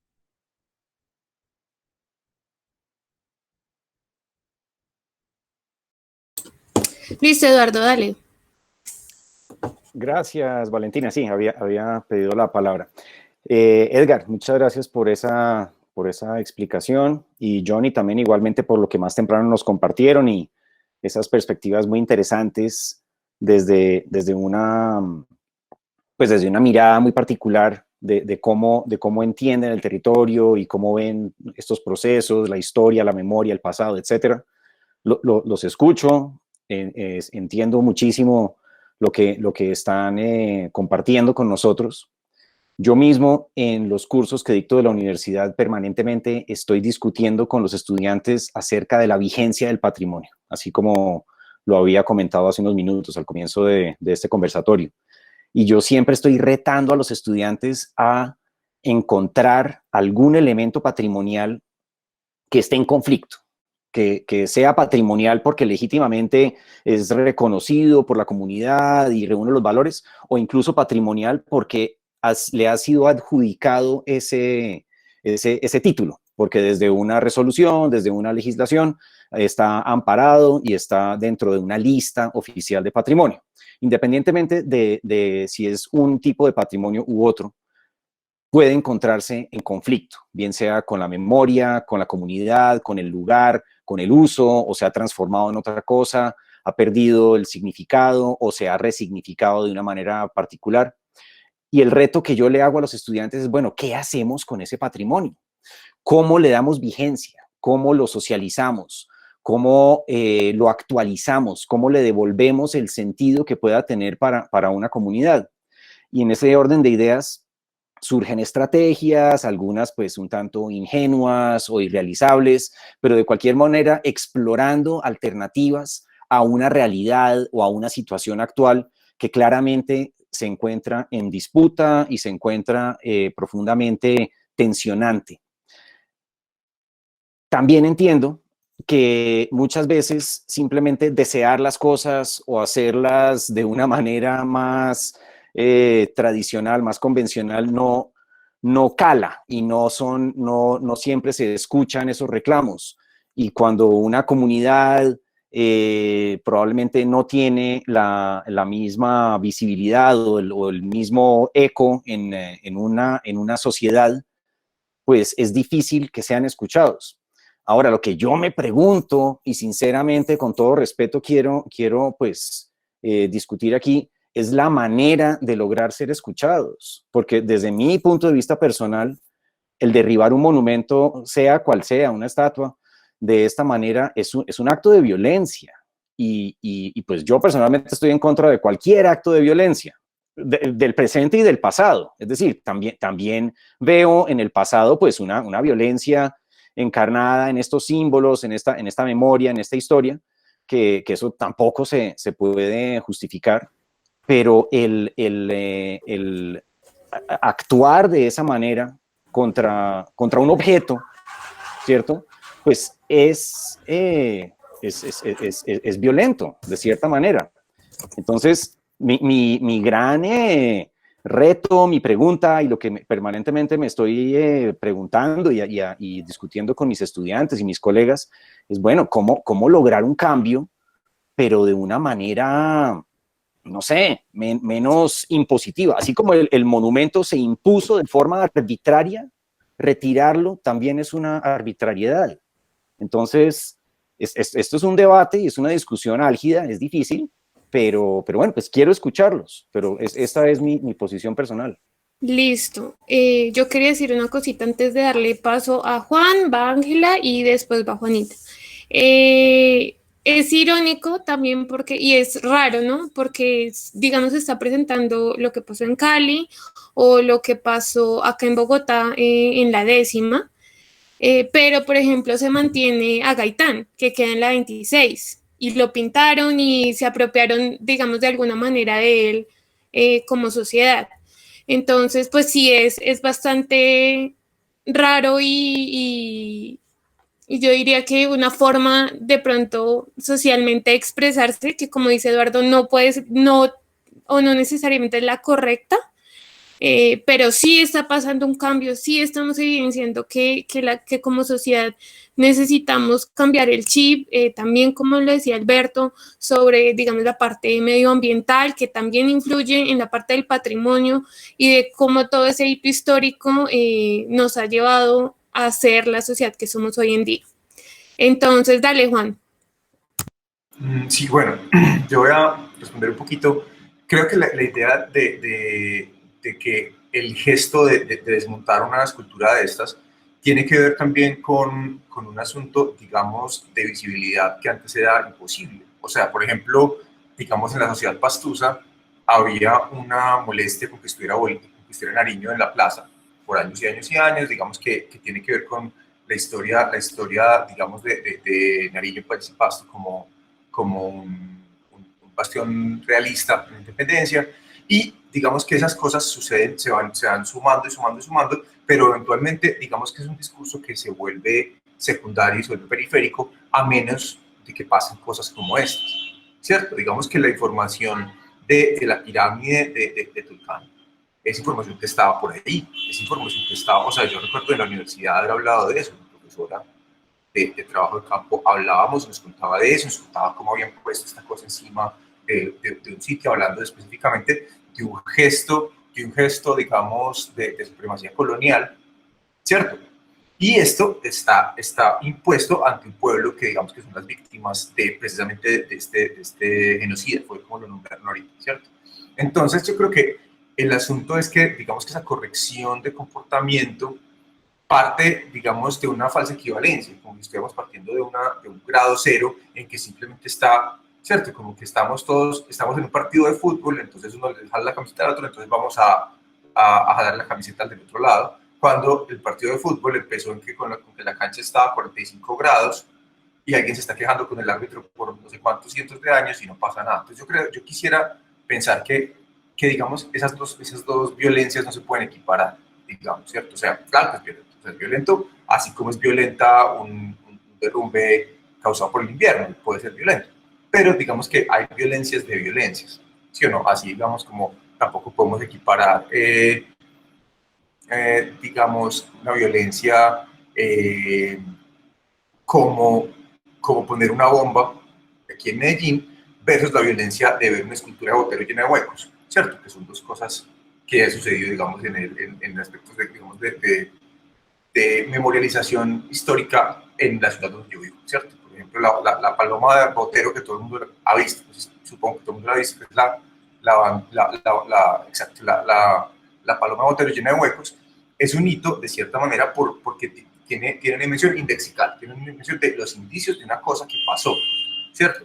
Entonces, ese valor que tiene esa pieza es supremamente mayor que la otra paloma, que es una réplica de la que se pone ahí. Digamos que la idea, ha habido muchas personas que se quejan de que esté la paloma ahí, de que esté la paloma recordando la violencia, en este caso, pues, digamos, del narcotráfico, pero hay un asunto supremamente importante y es que esos hitos que están ahí, como un Cecilio de la Alcázar, como, ¿cierto? Pues, Colón, digamos, no sé, son hitos que no son autónomos, ¿cierto? Que digamos que cuando uno ve a un tipo montando un caballo, uno no dice, este man debe haber sido un asesino de un montón de pueblos indígenas. Dice, pues este man debe ser importante para la nación, ¿cierto? Fin de la narrativa.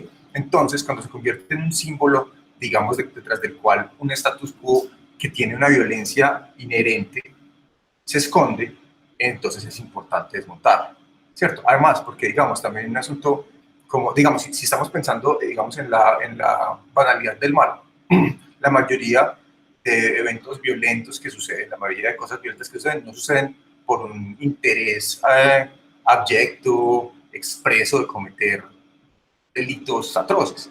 Existe más por simplemente una negligencia y que dejamos que las cosas sean de una manera porque así han sido, ¿cierto? Entonces, no sé si es culpable, pero es comprensible que la sociedad, digamos como, sí, pues este man es, ¿cierto? O sea, pensar en que la esclavitud y la colonia y la opresión sistemática por siglos es normal porque pues es la normalidad nuestra, es, digamos, donde se ha cimentado un montón de cosas que culturalmente nos han dejado donde estamos.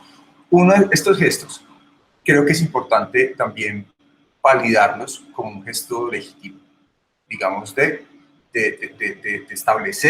establecer un problema de los pueblos que han sido históricamente ignorados, ¿cierto? Porque digamos que Alberto decía una cosa que me parece muy interesante. Nosotros, digamos, desde la institucionalidad en este país hemos avanzado un montón, ¿cierto? Sin embargo, la realidad es que un montón de grupos humanos siguen estando oprimidos y esa opresión está cimentada sobre un montón de cosas que culturalmente hemos permitido, ¿cierto?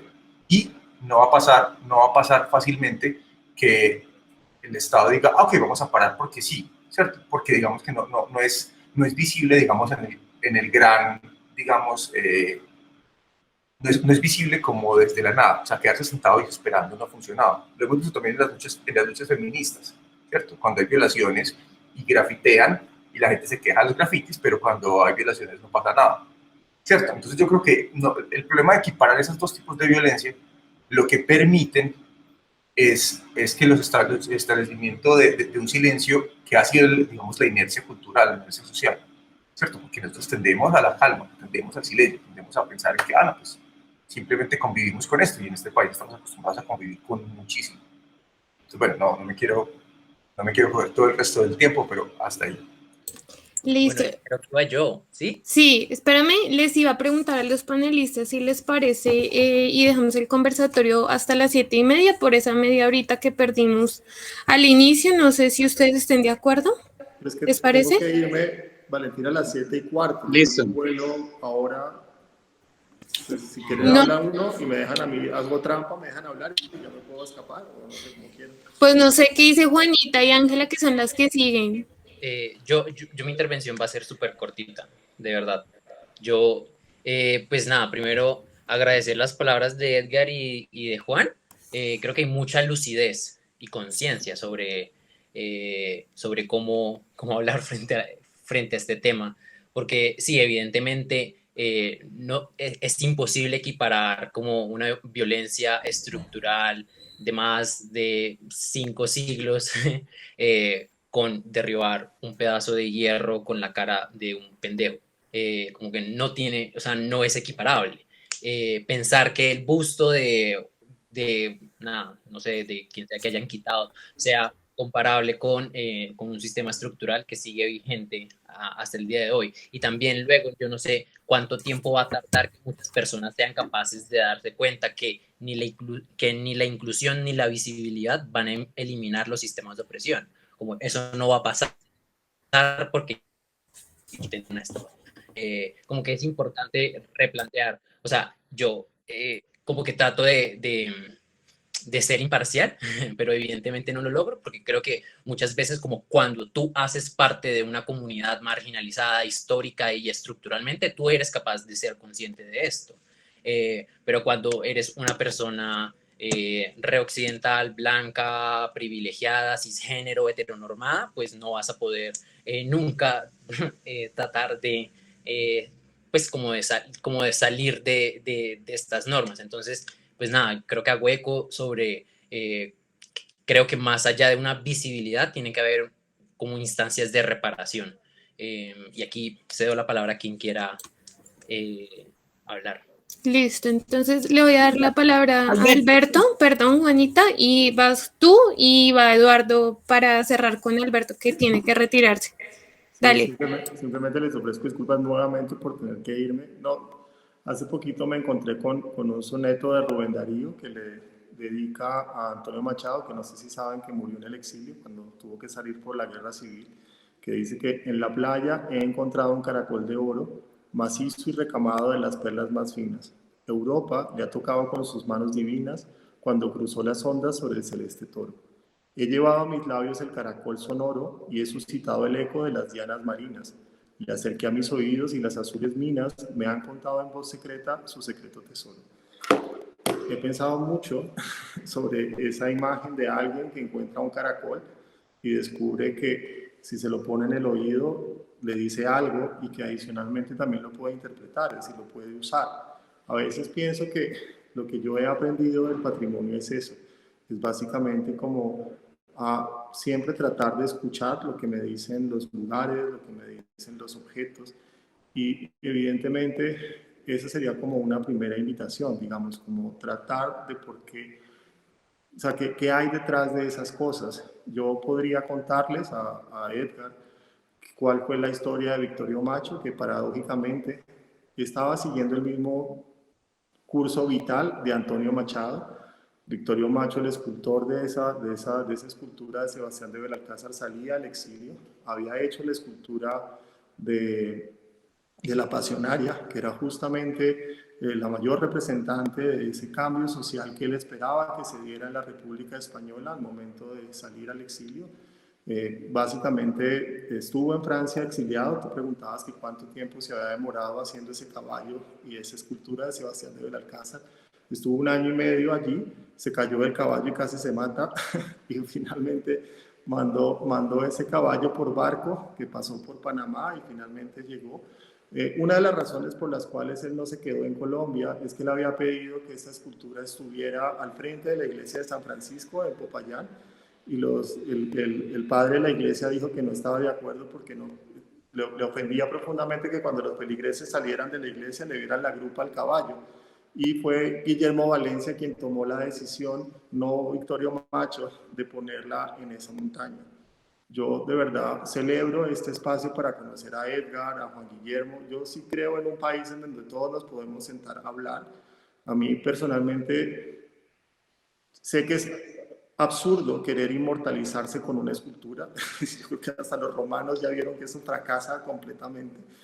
Uno puede pensar en la otra dirección también. En patrimonio les puedo contar que Auschwitz, el primer reflejo de los polacos hubiera sido destruirlo completamente. Los judíos hubieran podido haber pedido lo mismo y finalmente pidieron que se quedara justamente para recordar algo que no querían que pasara. Por consiguiente, si uno concluye que Sebastián de Belalcázar es un genocida, quizás es más fácil recordar su imagen con la escultura diciendo quién era que destruyéndola. Esa es otra forma, digamos, de ver el problema, que es válida también, si uno realmente lo que quiere, y es válido también poner en discusión quiénes eran estos personajes, pero sobre todo recordarle a los que vienen quiénes eran esos personajes. Pero me parece que si destruimos el objeto, esa discusión también la perdemos. Digamos que eso es un poco para hacerles contrapeso también en la otra opción que se puede también seguir. Obviamente también estamos abiertos y respondiéndole a Eduardo, yo tomé la decisión, sí, de bajar a Colonia Isabel y abrir el debate. O sea, yo soy más de diálogo y de hablar con cada una de las personas, y estoy de acuerdo que si vamos a cambiar este país, hay otros monumentos sobre los que me gustaría trabajar más para demolerlos. Es decir, yo pienso que el racismo está, por ejemplo, muy enquistado en nuestros comportamientos. Hace poco, por ejemplo, leía una historia de Balboa cuando supuestamente iba hacia el Pacífico. No sé si ustedes saben, la primera ciudad que se fundó en tierra firme en América es Santa María la Antigua del Darién, que es una población de 1510. Él en 1513 iba caminando y de repente vio por allá unas personas que no le parecían como muy familiares y le dijo: ¿y estos quiénes son? Y le dijo: no, esos son los etíopes, esos llegaron antes que usted. Y a mí personalmente esa idea de pensar de que los africanos llegaron antes que los mismos españoles da cuenta del racismo que tengo en mi cabeza. Es decir, para mí es más fácil pensar que llegaron los vikingos o que llegaron los chinos, pero jamás los africanos. ¿Por qué no? Y le contaba esto al embajador de Mali en la UNESCO y él me decía: claro, nosotros mandamos un montón de barcos en el siglo XIII y es perfectamente posible que hubieran llegado muchos africanos a América antes del mismo Cristóbal Colón. Y esos son, digamos, como los monumentos que a mí me encantaría tumbar, es decir, como esas verdades absolutas sobre las que creemos que se ha sustentado una sociedad que sé que es inequitativa, que sé que es injusta, que sé que tenemos que cambiar, pero sí creo que la tenemos que aprender a cambiar desde el sistema, dentro de las posibilidades, Y en ese sentido, solo quiero decirles desde la Dirección de Patrimonio que tienen siempre un aliado, y mientras me inviten a seminarios para hablar y para cambiar esa realidad, cuenten conmigo siempre que lo necesiten. Yo sé que es terrible vivir ocupado y es andar como si me estuvieran persiguiendo permanentemente. Ahora me toca ir a un aeropuerto porque tengo otra situación en Cartagena, pero la verdad es que me voy muy conmovido y contento de tener ese espacio que creo que necesitamos todos los colombianos. Es decir, yo sí creo que tenemos que sentarnos a hablar, tenemos que llegar a acuerdos y tenemos que tratar entre todos de cambiar un país que sabemos que está descuadernado. Yo no lo recibí mejor, es decir, cuando mis papás me dicen, no, pero es que esto que está pasando, yo, miren, cuando yo nací ya el río Magdalena estaba contaminado, ya la corrupción estaba en este país, no me vengan a decir que esto antes era mejor. O sea, dentro de lo que hacemos, lo que podemos hacer, créame que esos cambios, como yo me siento súper feliz, digamos, de lo que les confieso ahora sobre la vivienda de interés cultural, o sea, de poner en valor esas técnicas tradicionales. Y hay algo que les debo confesar también que es terrible, que me pasa como director de patrimonio, y es que yo sí soy un convencido de que lo que tenemos que defender son las formas, es el conocimiento, es el saber hacer, más allá de los objetos, y me toca defender una norma de patrimonio que al contrario está pensada sobre la defensa misma de los objetos. Entonces, dentro de mis posibilidades estoy tratando de cambiar esa realidad que no es sencilla, y quizás con esa otra historia del saber hacer, pues quizás nos sintamos tan orgullosos cuando contamos la historia de la expedición botánica como de esa persona que salió con un taparrabos del África y que trajo en su cerebro el tambor o el sabor de una tostada de plátano. O sea, cuando yo le pregunto a la gente qué es lo que a usted más le falta cuando sale de Colombia, siempre me dicen, no, cómeme una tostada de plátano, y nunca me dicen, no, el Observatorio Astronómico o el Capitolio Nacional. Y al final, esa es, digamos, como otra manera de ver la historia. Ya con esto termino, contarles una anécdota. Una vez yo, pues, como director de patrimonio, me toca viajar a otros continentes para los comités de patrimonio mundial. Una vez estábamos en el África, en una ciudad que se llama Windhoek, que es la capital de Namibia, y llegó un grupo musical a tocar el tambor. Y el primero que salió, es decir, tocaron el tambor, yo estaba al lado de un polaco, de un alemán, y el primero que salió a bailar fui yo.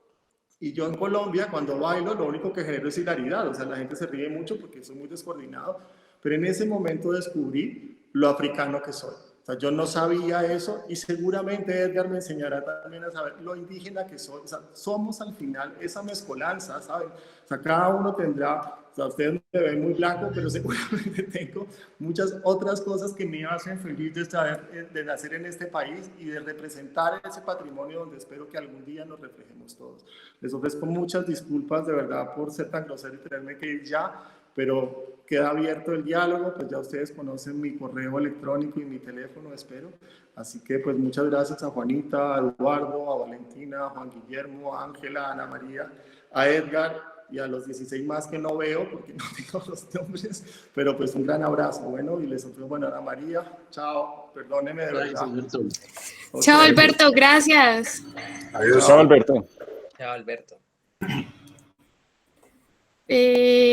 Dale, Juan, haz tu intervención. Sí, sí, porque la mía es como que no quiero, quiero aclarar algo de lo que dije, pues, porque tal vez sonó como que yo estaba diciendo como hay que borrar todo, hay que destruir, ¿cierto? No me refería tanto a eso, sino a lo que me refería con lo autónomo de esas esculturas o esas piezas físicas, es que no son autónomas y necesitan contexto, ¿cierto? Y digamos que estaba parado con lo que estaba diciendo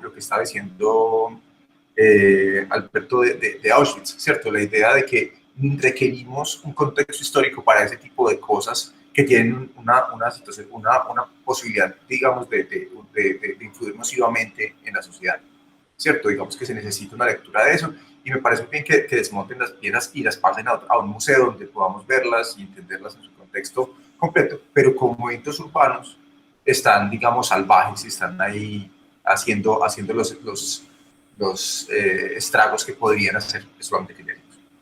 Listo, ahora sí, dale Juanita, gracias Juan por tu intervención. Bueno, no, yo simplemente quería decir que creo que es absolutamente fundamental cuando estamos conversando y cuando estamos mirando pues este tipo de asuntos, que no hagamos los análisis parcializadamente.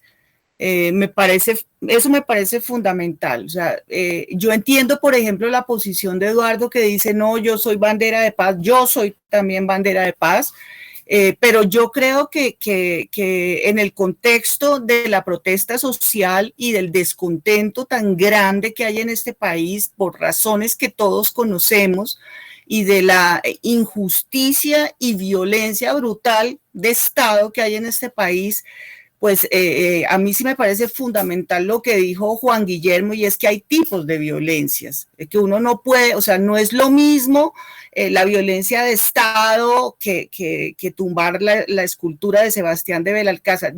Mi lectura, mi interpretación, lo digo yo, si pudiéramos hacer todo solo conversando, como dice Alberto, sería perfecto, pero es que tenemos que entender cuál es la historia de nuestro país, en qué país vivimos, en qué momento estamos viviendo.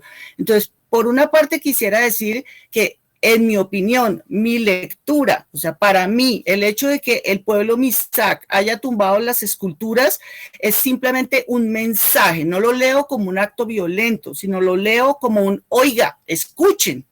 No solamente son ustedes, nosotros estamos también acá. Esa es la primera cosa que quiero decir. Entonces, en el contexto de las manifestaciones, digamos, o incluso con la primera escultura, creo que es un llamado en el que el pueblo Misak nos dice, estamos acá, nosotros también somos Colombia, nosotros también formamos parte, escúchenos, por favor. Entonces, en ese sentido, eso lo quiero aclarar en mi posición. La segunda cosa que quiero decir es lo que dije antes, aclarar lo que dije antes. O sea, está el pueblo Misak, pero también estamos todos los grupos particulares y diferentes que habitamos en este territorio y que tenemos que poder conversar, ojalá sin violencia.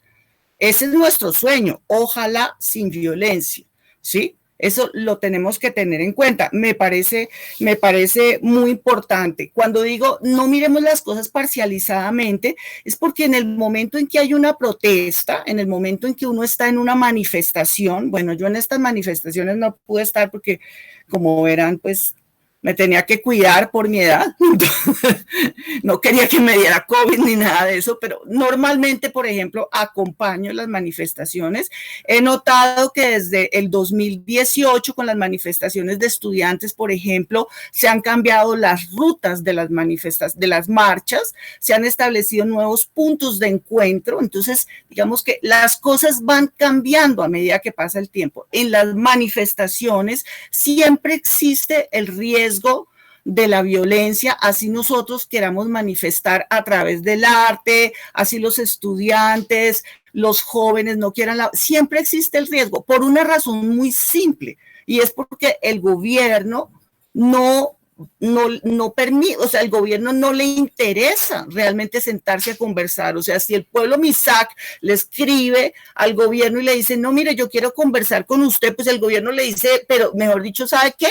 Olvídese, ni le contesta. Entonces, las manifestaciones que generan actos violentos en su desarrollo por diferentes razones que tenemos que entender, o porque el ESMAD bota un gas, o porque hay un infiltrado, o porque de repente un joven decidió hacer algo, por la razón que sea, tenemos que entenderlas. Son un modo de llamar la atención. O sea, cuando de repente en estas manifestaciones dicen no bloqueen, y la comunidad internacional dice es que el bloqueo es un modo de manifestar, es un modo de decir, óigame, por favor, escúcheme. Entonces, me parece importante que eso lo debemos tener en cuenta. Y les voy a poner un ejemplo de esos símbolos o de esas representaciones. Un ejemplo local. La Plaza Che, en la Universidad Nacional, en el campus de la sede de Bogotá, ¿sí? Yo soy de la generación, obviamente, que vivió las manifestaciones de los 70. Yo estudié entre el 75 y entre el 76 y el 81. O sea, soy de la generación que vivió el Estatuto de Seguridad. Soy de la generación que vivió toda la historia de las guerrillas. Soy de la generación que vivió, obviamente, después toda la historia de los paramilitares y el crecimiento del paramilitarismo y todo lo que sucedió con el narcotráfico. Me fui de este país 10 años, más de 10 años. Entonces, lo que quiero decir con eso es, por ejemplo, si a mí me preguntan, Entonces, cuando se dio la discusión en la Universidad Nacional de que no, es que a mí el Che no me representa, porque entonces en la universidad, que es un espacio de libre pensamiento y que todo el mundo puede decir lo que piensa, pues un grupo de personas un día dijo, no, a mí el Che no me representa, entonces pusieron un andamio y se subieron y lo pintaron.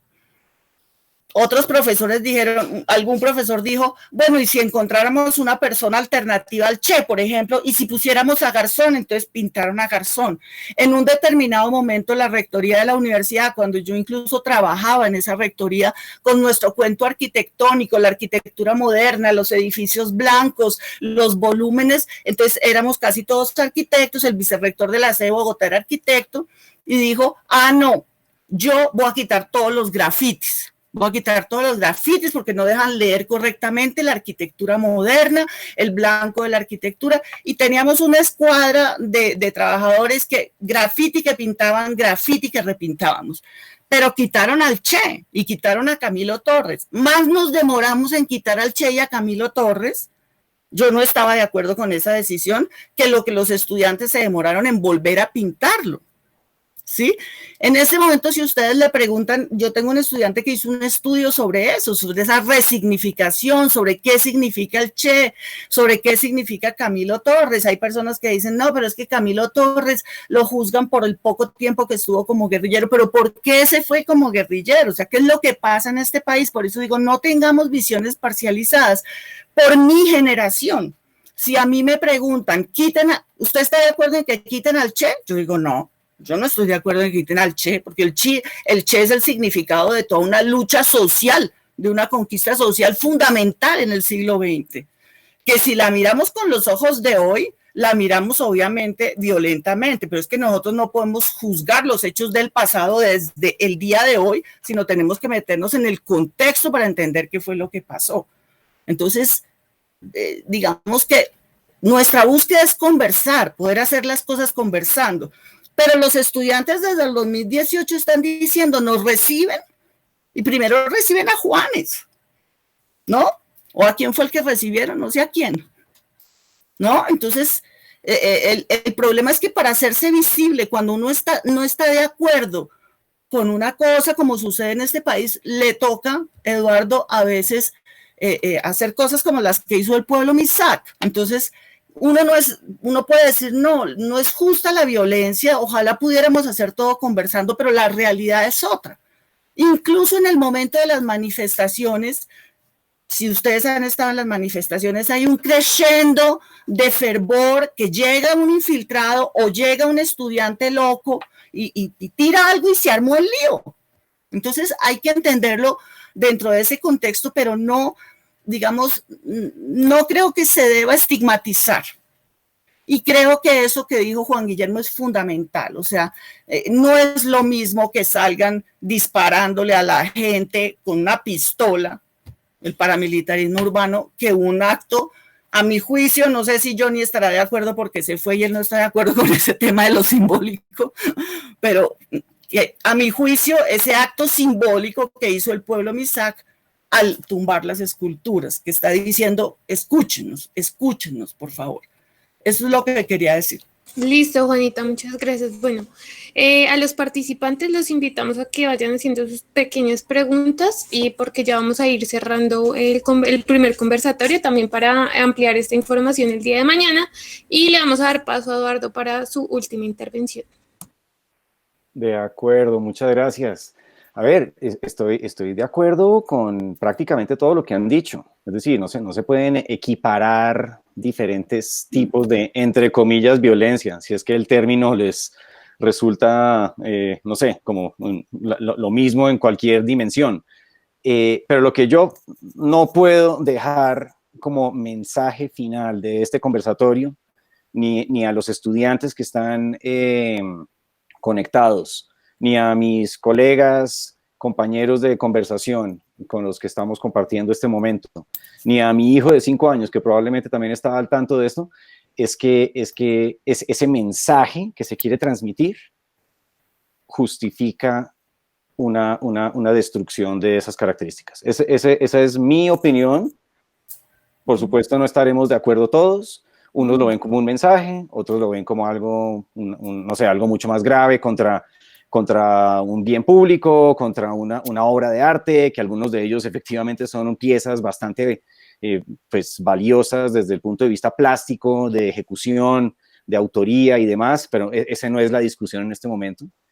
Bueno, pues me encanta que exista la diferencia y que por lo menos haya una voz disidente que diga, caramba, pues a mí sí me parece violento. Yo no estoy diciendo que sea lo mismo que un genocidio de 20 millones de personas. Obviamente que no, en ningún momento fue esa lo que quise decir. No sé en qué momento se trataron de equiparar una palabra para un lado y para el otro.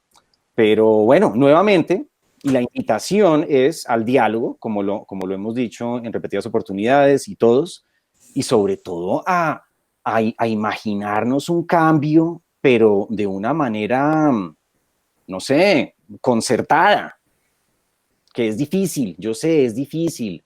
No nos escuchan a muchos, a otros menos.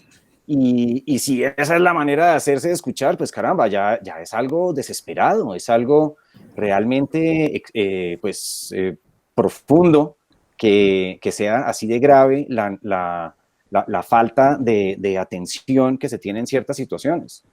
Comparto perfectamente ese llamado y no sé, esa necesidad por darle visibilidad, por darle voz, por darle un espacio y oportunidad a estas diferentes peticiones y a ese replanteo de lo que entendemos como sociedad y como comunidad en la que compartimos, pero hay que buscar alternativas. Yo sé que es difícil. Dale, Juan. Sí. La última chiquitica. Súper chiquita. Sí, no, yo quería primero decirle a Eduardo que yo no lo estaba acusando de ser un reaccionario en absoluto, solamente estaba como, me parece la oportunidad para decir esa opinión sobre esa diferencia, me parece importante. Pero hay otra cosa que también con la invitación que hace Eduardo y con algo que mencionó Juanita hace un rato, que tiene que ver con la multiplicidad de cosas, con las alternativas. Y tiene que ver como, digamos, por ejemplo, con lo que pasa con la academia, que la academia poco a poco se va abriendo a unos conocimientos, otros a, ¿cierto? En donde cabe, digamos, donde podemos caber como nación y eso es importante. Como lo que decía Eduardo, digamos que esto es un asunto extremo, pues desde luego es extremo, pero es que tiene que ver con situaciones extremas que tienen ciertas comunidades, ¿cierto? Vuelvo a hablar de los ejemplos, digamos, de esto de un pueblo de Misak es uno, y del asunto, digamos, de la violencia de género es otra, o las violaciones del Estado, bueno, todo esto.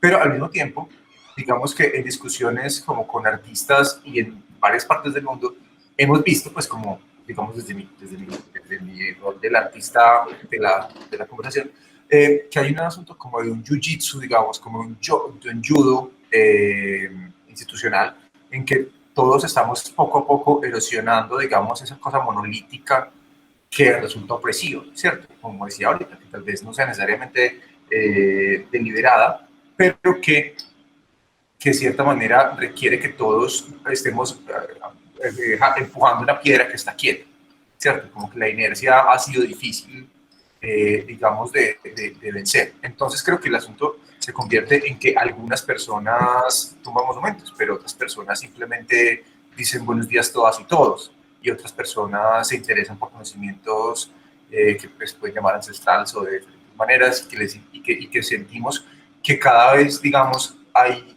desde el lenguaje hasta los monumentos, todo un umbral de cosas que están sucediendo y que son parte también como el espíritu del tiempo en el que estamos, porque no están pasando aquí, ¿cierto? Ahorita que está hablando de cómo el gobierno actual pues es nefasto, pues el gobierno actual y los últimos 49.000, pero digamos que en el mundo está pasando, o sea, en todos lados están derribando estatuas de esclavistas, están preguntándose por el rol de las palabras en el espacio público, están preguntándose por qué es la masculinidad, qué es un montón de cosas que son, o sea, que han formado el mundo como está, ¿cierto? Y creo que es importante, digamos, tratar de parar ese iceberg que está como viniendo como en cámara lenta, pero que parece inamovible, eso lo quería decir. Listo, muchas gracias. Bueno, Damos cierre a este panel. No sé si Ángela o Ana quisieran agregar algo. Yo quiero expresar como mi agradecimiento por Juanita